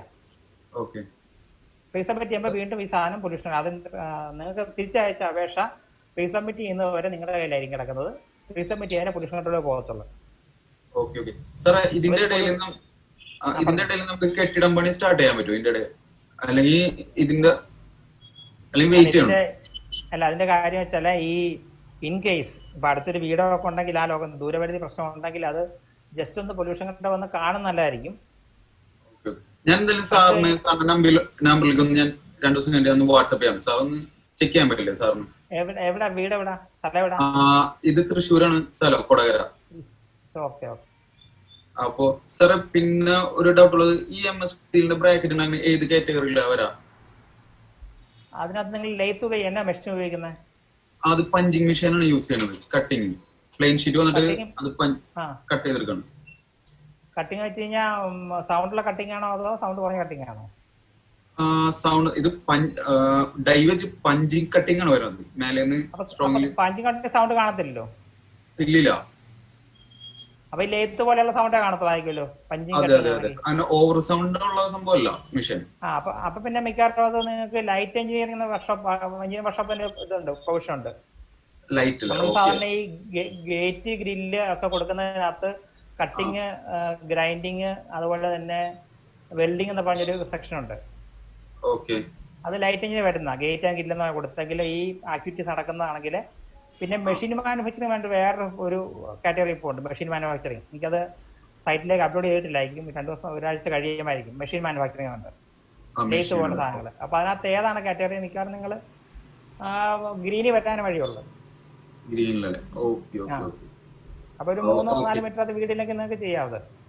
പക്ഷെ ഇതിന്റെ കുഴപ്പം വെച്ചാൽ നിങ്ങൾ ഒരു കൺസെന്റ് എസ്റ്റാബ്ലിഷൻ അപേക്ഷിച്ച് കഴിഞ്ഞിട്ട് കെട്ടിടപ്പണി തുടങ്ങിയ സമയത്ത് ഇൻസ്പെക്ഷൻ വരികയാണെങ്കിൽ നിങ്ങൾ പെർമിഷൻ ഇല്ലാതെ കെട്ടിടപ്പണി വെച്ച് ഫൈൻ വരും. അതുകൊണ്ട് ഇൻസ്പെക്ഷന് വരുന്നുണ്ടെങ്കിൽ ഇൻസ്പെക്ഷൻ കഴിഞ്ഞിട്ട് വാക്കാൽ ചോദിച്ചിട്ട് നിങ്ങൾ കെട്ടിടപ്പണി നല്ലത്. കാരണം ഏത് കാര്യമാണെങ്കിലും നിങ്ങൾ അപേക്ഷ കൊടുത്ത് അതിന് മുമ്പ് പണി തുടങ്ങിയോ അല്ലെങ്കിൽ ഓപ്പറേറ്റ് ചെയ്ത് കഴിഞ്ഞാൽ അതിന് ഫൈൻ വരും. അതുകൊണ്ട് നല്ലത് നിങ്ങൾ എത്രയും പെട്ടെന്ന് അപേക്ഷ കൊടുക്കുക. എനിക്ക് ഈ കോവിഡ് ആയതുകൊണ്ട് നിങ്ങൾ ഒരു സത്യവാങ്മൂലം കൊടുത്തു, അതിനകത്ത് ചിലപ്പം കൺസെന്റ് കിട്ടാൻ സാധ്യതയുണ്ട് അത് വെച്ചിട്ട്. പക്ഷെ നിങ്ങളുടെ കൊടുക്കുന്ന സത്യവാങ്മൂലത്തിൽ വിവരങ്ങൾ തെറ്റാതെ പിന്നീട് കണ്ടു കഴിഞ്ഞാൽ ലൈസൻസ് ക്യാൻസൽ ചെയ്യും. അല്ല സാറേ, ഈ സെൽഫ് സർട്ടിഫിക്കേഷൻ കൊടുക്കുന്നത് ഓൺലൈൻ മുഖേനയാണോ അല്ലെങ്കിൽ നേരിട്ട് ഓഫീസിലാണോ? ഇല്ല, സെൽഫ് സർട്ടിഫിക്കേഷൻ നിങ്ങൾ സ്റ്റാമ്പ് പേപ്പറിനകത്ത് എഴുതി ഇതിനകത്ത് അപ്ലോഡ് ചെയ്താൽ മതി. ഇതിനകത്ത് മതിയല്ലേ? Okay okay okay okay, thanks sir.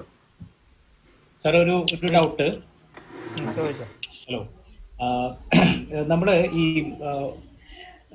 ഓപ്പറേറ്റും അതുപോലെ തന്നെ എസ്റ്റാബ്ലിഷ് ഉണ്ടല്ലോ, concern to establish and concern to operate. Okay, നമ്മൾ ഇപ്പോ ഈ പറയുന്ന കമ്പനി ഒരു ഓർഗനൈസേഷൻ തുടങ്ങാൻ നമ്മൾ പ്ലാൻ ചെയ്ത് കൺസേൺ ടു എസ്റ്റാബ്ലിഷ് എന്നുള്ള പേരിൽ നമ്മൾ എടുത്തു. ഓപ്പറേറ്റർ അല്ല, കൺസേൺ ടു എസ്റ്റാബ്ലിഷ്. ഇപ്പൊ ഏകദേശം നമുക്കൊരു 30,000 അടുത്ത് കോസ്റ്റ് വന്നു വിചാരിക്കുക എസ്റ്റാബ്ലിഷ് ചെയ്യണമെങ്കിൽ. ഓക്കെ, വൺസ് നമ്മളത് ഓപ്പറേറ്റിംഗ് ചെയ്യേണ്ട ഒരു പൊസിഷൻ ആയി കഴിഞ്ഞാൽ നമുക്ക് വീണ്ടും സെയിം എമൗണ്ട് അടയ്ക്കേണ്ടി വരും ഈ കൺസേൺ ടു ഓപ്പറേറ്റ് കിട്ടണമെങ്കിൽ, അല്ലെങ്കിൽ എന്തെങ്കിലും ചെറിയ വ്യത്യാസങ്ങൾ ഉണ്ടാവുമോ? എങ്ങനെയാണ് അതിന്റെ ഒരു ഡിഫറൻസ് വരുന്നത്?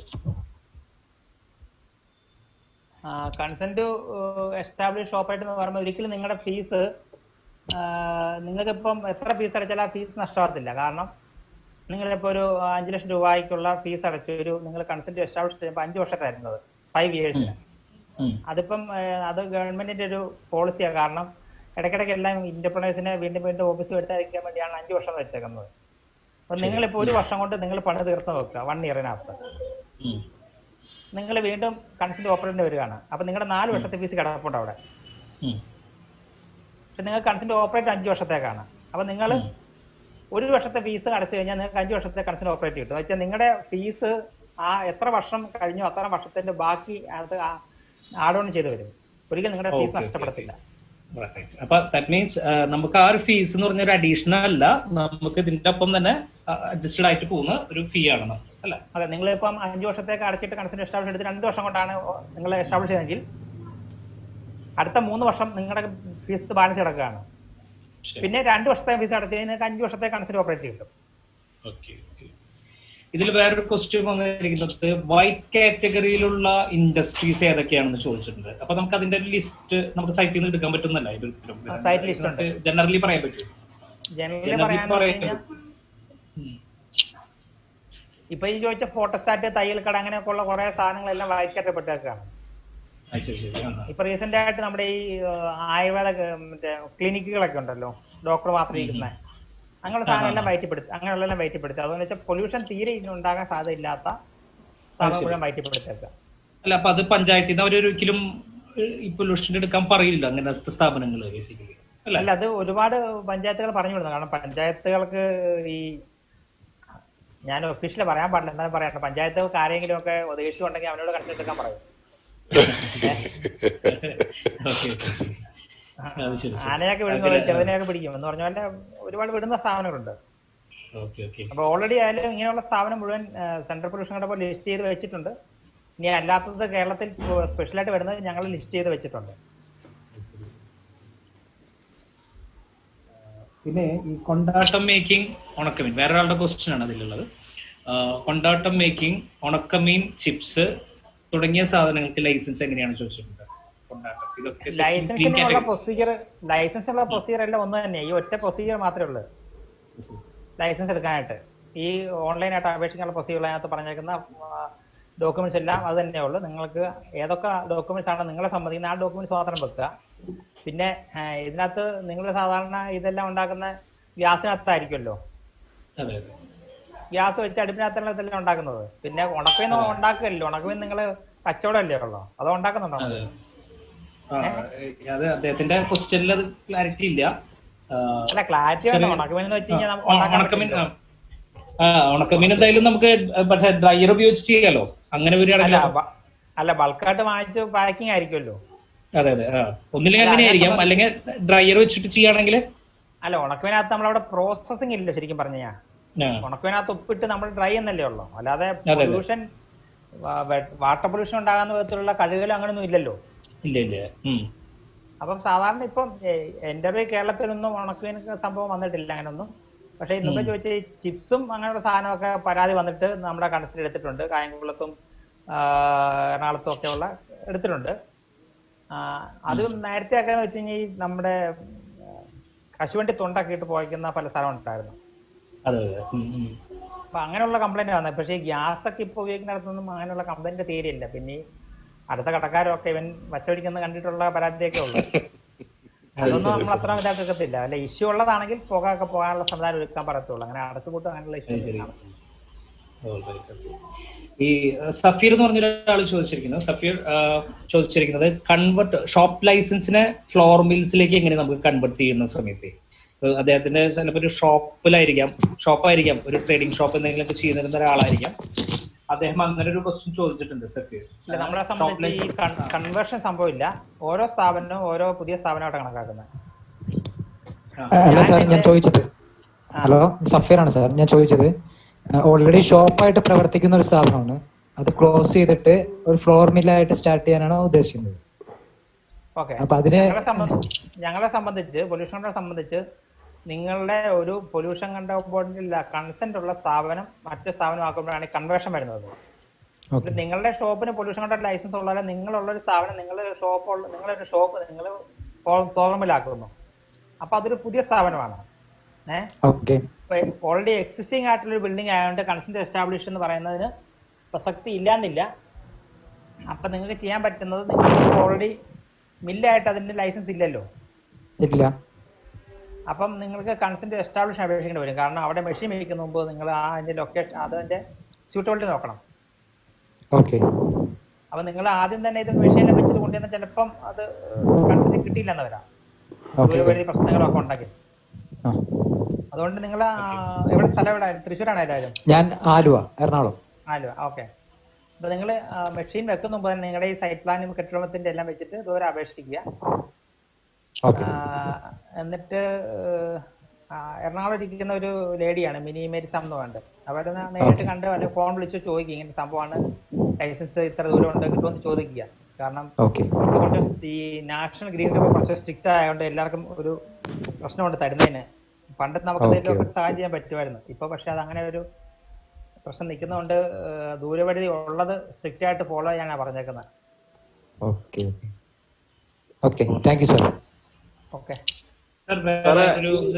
ഈ നോൺ കവറിന് വേണ്ടിട്ടാണ് ഈ മെറ്റീരിയൽ വന്നിരുന്നത്.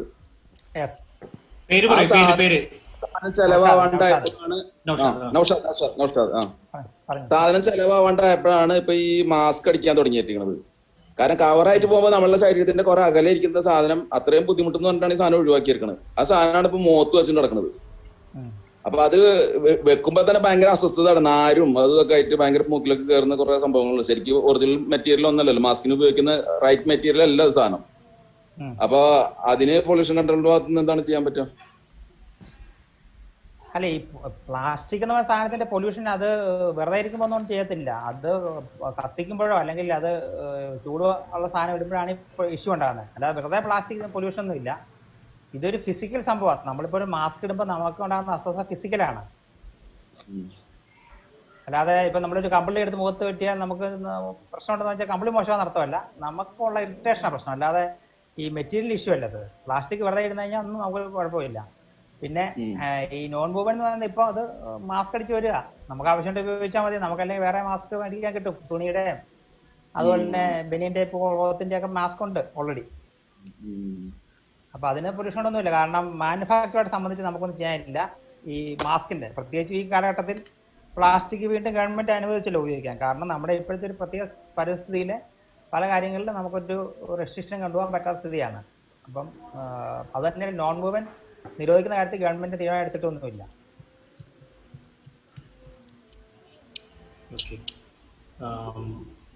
പിന്നെ നമ്മളിപ്പോ സാർ പറഞ്ഞു ഈ ഷോപ്പിന്റെ കേസില് ഷോപ്പ് അദ്ദേഹത്തിന്റെ സെബിന്റെ അടുത്ത് പറഞ്ഞു ഫ്ലോർ ലൈസൻസിങ് ആക്കി.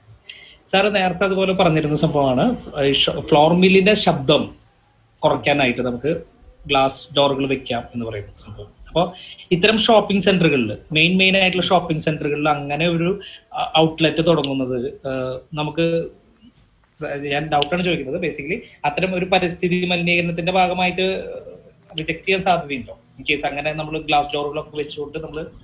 അല്ലല്ല, അത് അതുകൊണ്ടാണ് ഞാൻ പറയുന്നത്, നിങ്ങളൊരു സ്ഥാപനം ഇപ്പോൾ ഓൾറെഡി എക്സിസ്റ്റിംഗ് ആണ് നമുക്ക് പറഞ്ഞൊക്കെ ചെയ്യാൻ പറ്റുക. നിങ്ങളുടെ പുതിയ സ്ഥാപനം തുടങ്ങുമ്പോഴത്തേന് നിങ്ങൾ കൺസെന്റ് എസ്റ്റാബ്ലിഷ് അപേക്ഷിക്കുമ്പോൾ തന്നെ നിങ്ങൾക്ക് അത് കിട്ടുമല്ലോ അറിയാൻ പറ്റും.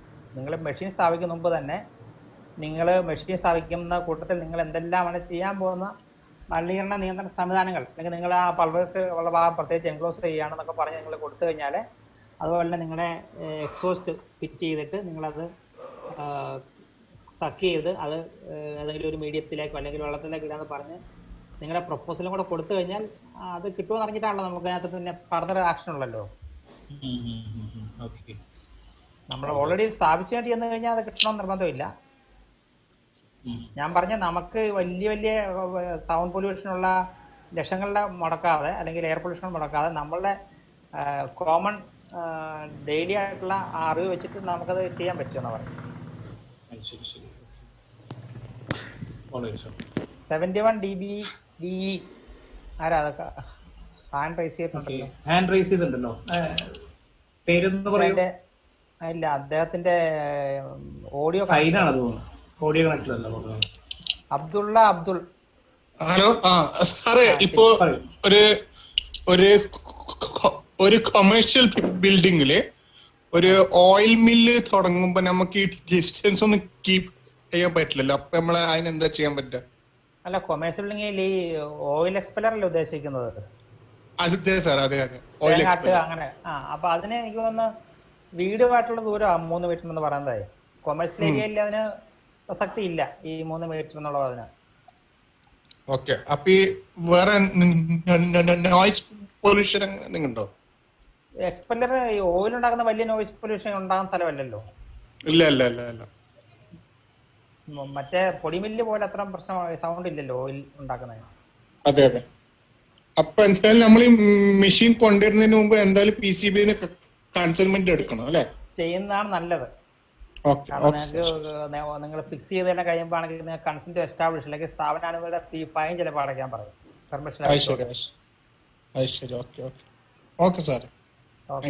ഹലോ, ഒരു ഡൗട്ട് ചോദിക്കാമോ സാറ്?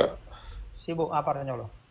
സാർ, ഈ ഗ്രീൻ കാറ്റഗറിയിലുള്ള 15 ഇയേഴ്സിന് കൊടുക്കാന്ന് പറഞ്ഞിരുന്നല്ലോ. അപ്പൊ ഈ ഗ്രീൻ കാറ്റഗറി പെട്രോൾ സ്റ്റേഷൻ വരുന്നത് ഗ്രീൻ കാറ്റഗറിയിലാണ് ഞാൻ അവിടെ അതിൽ നോക്കിയപ്പോ കണ്ടത്, വെബ്സൈറ്റിൽ നോക്കിയപ്പോ. അപ്പൊ അതിന് 15 ഇയേഴ്സ് വരെ നമുക്ക് അപ്ലൈ ചെയ്യാൻ പറ്റുമോ ഈ പെട്രോൾ സ്റ്റേഷന്റെ ഇതിന്, ഔട്ട്ലെറ്റിന്? എസ്റ്റാബ്ലിഷ് എപ്പോഴും 5 വർഷം കൊടുക്കുന്നത്. ഓപ്പറേറ്റ് വരുമ്പോഴാണ് നമ്മൾ ഈ പറയുന്ന കാലാവധി 10 വർഷം 5 വർഷം. അപ്പൊ ഗ്രീൻ കാറ്റഗറി പെട്ടതാണെങ്കിൽ നിങ്ങൾക്ക് 5 വർഷം, ഓറഞ്ച് കാറ്റഗറി പെട്ടതാണെങ്കിൽ 10 വർഷം കിട്ടും. പക്ഷെ നിങ്ങൾ 10 വർഷത്തെയും 5 വർഷത്തെ ഫീസ് അടച്ചിരിക്കണം. ഫീസ് അടയ്ക്കണം. ഓക്കെ. പിന്നെ അതിൽ 15 വർഷത്തേക്കും കിട്ടും, പെട്രോൾ സ്റ്റേഷന് കിട്ടുമല്ലോ അല്ലെ? അപ്പം അതിന്റെതും എനിക്ക് പെട്രോൾ സ്റ്റേഷൻ പറയാൻ പറ്റില്ല. ഗ്രീൻ കാറ്റഗറി ആണെങ്കിൽ അതിന് 5 വർഷം. ഗ്രീൻ കാറ്റഗറിയാണ്. ഗ്രീൻ കാറ്റഗറി ഞാൻ പൊല്യൂഷൻ കൺട്രോളിന്റെ വെബ്സൈറ്റിൽ കാറ്റഗറി ലിസ്റ്റിൽ ചെക്ക് ചെയ്തപ്പോൾ ഗ്രീൻ കാറ്റഗറിയാണ് അതിൽ മാർക്ക് ചെയ്തിട്ടുള്ളത്. നിങ്ങളൊരു കാര്യം ചെയ്യണം. നിങ്ങൾ പക്ഷെ അത് ചിലപ്പോൾ ശ്രദ്ധിക്കത്തില്ല. നിങ്ങൾ അതിനകത്ത് പ്രത്യേകിച്ച് ഒരു ഇത് കൂടെ വെക്കണം. 15 ഇയേഴ്സിന് വേണ്ടി ഒരു കത്തും കൂടെ എഴുതി അതിനകത്ത് വെച്ചിട്ട് അപ്ലോഡ് ചെയ്തേക്കണം. അത് ശരി. ഒരു സ്പെഷ്യൽ റിക്വസ്റ്റ് ആയിട്ട് അതിൽ കൊടുക്കണം അല്ലേ? കാരണം എല്ലാം പെട്ടെന്ന് ഈ ഒരുപാട് അപേക്ഷ ഉള്ളതുകൊണ്ട് ഈ 5 വർഷം എന്ന് പറഞ്ഞ അത് ഓട്ടോമാറ്റിക് ആയിട്ട് ഇങ്ങനെ 5 വർഷം വെച്ച്, കാരണം ഇത് താഴെ എയ്മാരാണ് ഇത് ജനറേറ്റ് ചെയ്ത് വിടുന്നത്. അപ്പൊ 5 വർഷം പറഞ്ഞ് ഇങ്ങനെ പോകുമ്പോൾ ചിലപ്പം ശ്രദ്ധിക്കാതെ പോയി 5 വർഷമായി പോകും. പിന്നെ നിങ്ങൾ വീണ്ടും പോയി അപേക്ഷിച്ച് വേണം 15 വർഷം ആക്കാൻ. അതാ കുഴപ്പം. ഓക്കെ. അതുപോലെ തന്നെ സാർ, അതിൽ ഈ കൺസെന്റ് ടു എസ്റ്റാബ്ലിഷ് കിട്ടിക്കഴിഞ്ഞാൽ കൺസെന്റ് ടു ഓപ്പറേറ്റ് കിട്ടുന്നതിന്റെ ഇടയിൽ ഇപ്പൊ ഒരു ഡിലേ ഉണ്ടാവാണല്ലോ. ഇപ്പൊ നമ്മൾ കൺസ്ട്രക്ഷൻ ചെയ്യുന്നതിന്റെയും ഈ ലൈസൻസുകൾ, വേറെയുള്ള ലൈസൻസുകൾ എടുക്കുന്നത്. അപ്പൊ അതിന്റെ ഇടയിലായിട്ട് അവിടെ വല്ല ഇതുകൾ വന്നു കഴിഞ്ഞാൽ നമ്മൾ കൺസെന്റ് ടു എസ്റ്റാബ്ലിഷ് കിട്ടിക്കഴിഞ്ഞു എന്നുള്ളത് കൊണ്ട് നമുക്ക് കൺസെന്റ് ടു ഓപ്പറേറ്റ് എന്നുള്ള ഇതുകളും കിട്ടാനുള്ള ഒരു പ്രയോറിറ്റിയോ അല്ലെങ്കിൽ എന്തെങ്കിലും സാധ്യതകളോ ഉണ്ടോ? അതോ പിന്നീട് ഇപ്പം മനസ്സിലായി. നോർമലി നമ്മൾ കൺസെന്റ് എസ്റ്റാബ്ലിഷ് കൊടുക്കുന്ന ആ ഒരു സൈറ്റ് കണ്ടീഷൻ ഉണ്ടല്ലോ, ആ കണ്ടീഷൻ വെച്ചിട്ട് നിങ്ങൾ കൺസെന്റ് എസ്റ്റാബ്ലിഷ് തന്നു കഴിഞ്ഞാൽ പിന്നീട് വരുന്ന വീടുകൾ വന്നു കഴിഞ്ഞാലും നിങ്ങളുടെ കൺസെന്റ് എസ്റ്റാബ്ലിഷ് വാലിഡ് ആയിരിക്കും. Okay. Consent to establish valid. അപ്പൊ കൺസെന്റ് ടു ഓപ്പറേറ്റും അതിൽ കിട്ടാമെന്നാണ് പറയുന്നത് അല്ലേ? കാരണം നിങ്ങളുടെ സ്ഥാപനം നിങ്ങൾ പണിയുമ്പോൾ നിങ്ങൾക്ക് ഈ ദൂരപരിധി ഉണ്ടായിരുന്നല്ലോ പണിയാൻ കിട്ടുമ്പോൾ. അതുകൊണ്ട് ആ സ്റ്റാറ്റസ് മെയിൻറ്റെയിൻ ചെയ്യും. സ്ഥാപനത്തിനേക്കാൾ നിങ്ങൾക്ക് പ്രിഫറൻസ് കിട്ടും. അത് ശരി. അത് ഒരു വീടാണെങ്കിലും അല്ലെങ്കിൽ റെസിഡൻഷ്യൽ ഏരിയ എന്ന് പറഞ്ഞാൽ റെസിഡൻഷ്യൽ ഒരു വീടാണെങ്കിലും കുറെ വീടാണെങ്കിലും അങ്ങനെ വല്ല ഇതുണ്ടോ ഇപ്പം ഇതിന്റെ ഈ ദൂരപരിധിയില്? അത് കാരണം വെച്ചാൽ ഈ നമുക്ക് ആദ്യം നോട്ടിഫിക്കേഷൻ വന്ന റെസിഡൻഷ്യൽ ഏരിയ എന്ന് പറഞ്ഞിരുന്നത്. കാരണം ഈ റൂൾ അനുസരിച്ച് എല്ലാ ലോക്കൽ ബോഡികളും ടൗൺ പ്ലാനിംഗ് ആയാലും ഓരോ ഏരിയ തിരിക്കണമെന്നുണ്ട്. റെസിഡൻഷ്യൽ ഏരിയ, കൊമേഴ്സ്യൽ ഏരിയ, പിന്നെ സൈലന്റ് സോൺ, ഇങ്ങനെ ഏരിയ തിരിക്കണം എന്നൊരു റൂൾ ഉണ്ടായിരുന്നു. ഓക്കെ അങ്ങനെ ചില പട്ടണങ്ങളിൽ മാത്രമേ സോണിങ് നടന്നിട്ടുള്ളൂ. അപ്പൊ ഓക്കെ അങ്ങനെ ഒരു പ്രശ്നം വന്നപ്പോഴത്തേനാണ് ഞങ്ങളൊരു ക്ലാരിഫിക്കേഷൻ കൊടുത്തിരുന്നു. റെസിഡൻഷ്യൽ ഏരിയ എന്ന് പറഞ്ഞാൽ ഓക്കെ വീടാണെങ്കിലും അതിനെ നമ്മൾ ആ റെസിഡൻഷ്യൽ ഏരിയയുടെ ഡെഫിനറ്റോടെ റെസിഡൻഷ്യൽ ഏരിയ, ഏത് റെസിഡൻഷ്യൽ ഏരിയ ഓർ റെസിഡൻസ് എന്നുള്ള ഒരു ക്ലാരിഫിക്കേഷൻ ഉണ്ട്. അപ്പം ഒരു വീടാണെങ്കിൽ നമ്മൾ ആ വീട് എന്നുള്ള ദൂരം കണക്കാക്കും. റെസിഡൻഷ്യൽ ഏരിയ ആ ഇയർ ദൂരം മാർക്ക് കണക്കാക്കും. ചെയ്തിട്ടുണ്ടെങ്കിൽ അത് ദൂരം കണക്കാക്കും. ആയിക്കോട്ടെ. Okay sir. ഓക്കെ. ഇതുപോലെ വല്ല ഹെൽപ്പ് ഡെസ്ക് നമ്പറുകൾ ഇപ്പൊ സാറിന് ഇപ്പൊ ഞങ്ങൾക്ക് വളരെ അപൂർവമായിട്ട് കിട്ടിയതാണ്, വലിയൊരു ഹെൽപ്പാണ് സാർ ചെയ്യുന്നത്.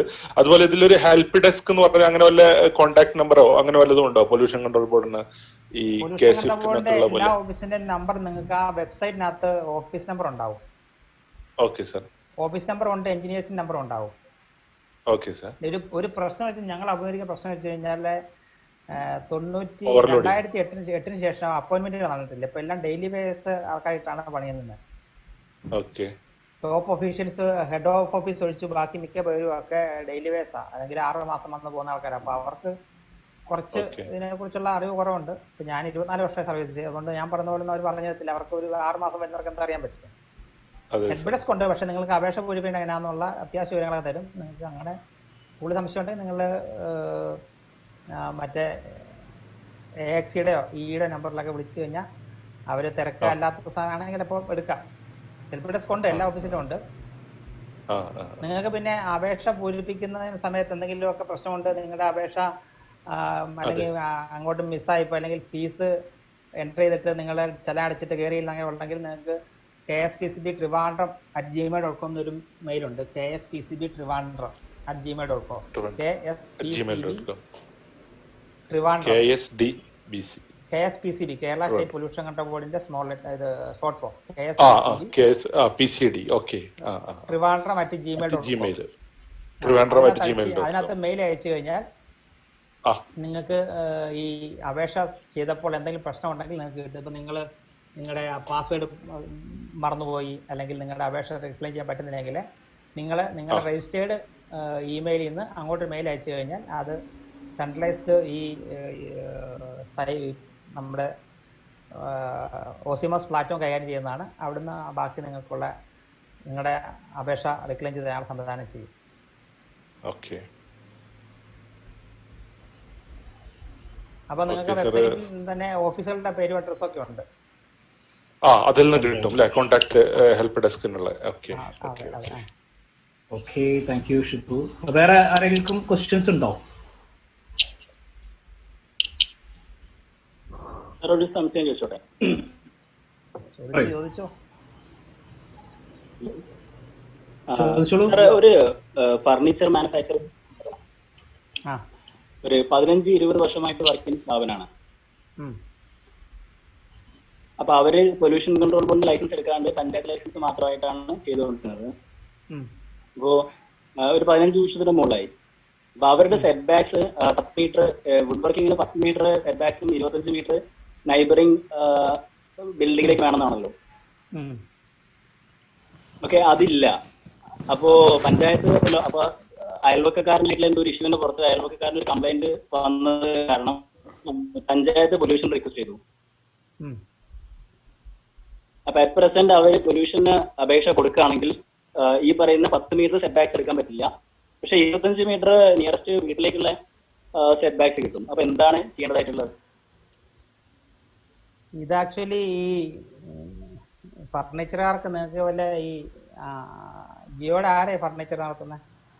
അയ്യോ ആണോ ജിയോ ആണോ? അയ്യോ ഇൻഡസ്ട്രിയൽ എക്സ്റ്റൻഷൻ ഓഫീസർ ആണോ? അല്ലല്ല, ഒരു സ്ഥാപനമാണ്. ഓക്കെ, തീർച്ചയായിട്ടും. അതെ അതെ, ശ്രീജിത്ത് എന്നാണ് പേര്. ഇവിടെ ഒരു യൂണിറ്റ്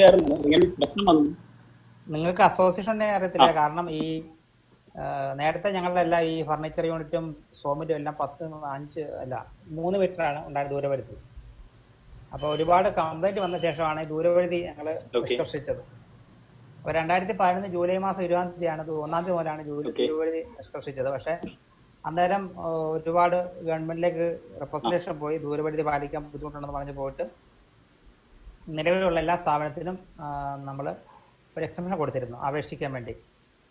ദൂരപരിധി നോക്കാതെ നിലവിലുള്ള സ്ഥാപനം മുഴുവൻ അപേക്ഷിക്കാൻ പറഞ്ഞ് ഞങ്ങൾ 2 പ്രാവശ്യം പത്രത്തിൽ കൊടുത്തിരുന്നു. അത് കഴിഞ്ഞ് വീണ്ടും ഒരുപാട് പേര് വന്നപ്പോൾ 2015 വീണ്ടും ഒരു എക്സംഷൻ കൊടുത്തിരുന്നു.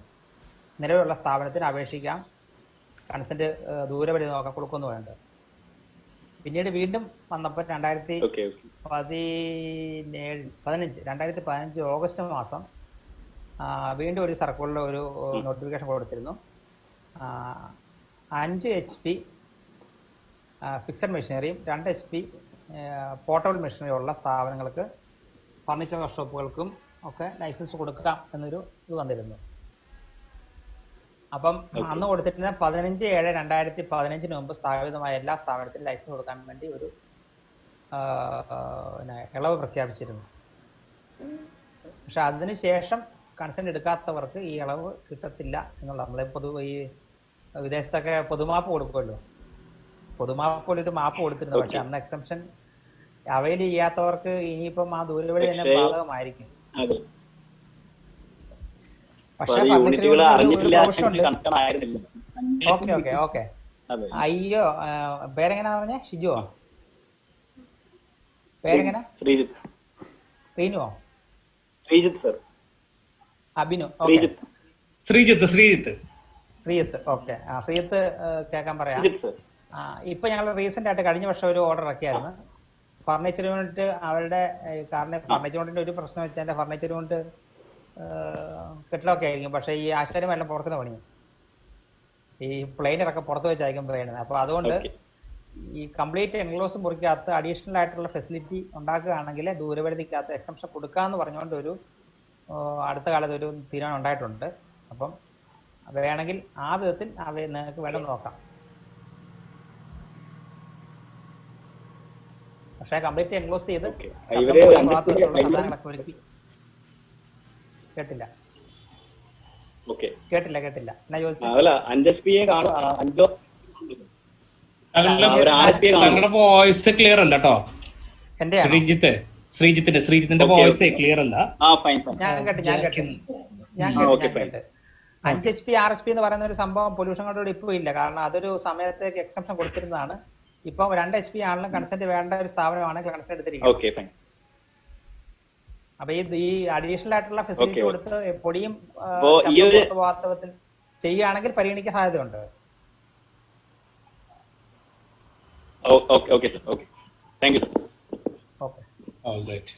ഇനി ആർക്കും അധികം ക്വസ്റ്റ്യൻസ് ഉണ്ടാവില്ല എന്ന് വിചാരിക്കണോ? ഉണ്ടോ ക്വസ്റ്റ്യൻസ്? ഇനി ആരെങ്കിലും ഉണ്ടോ?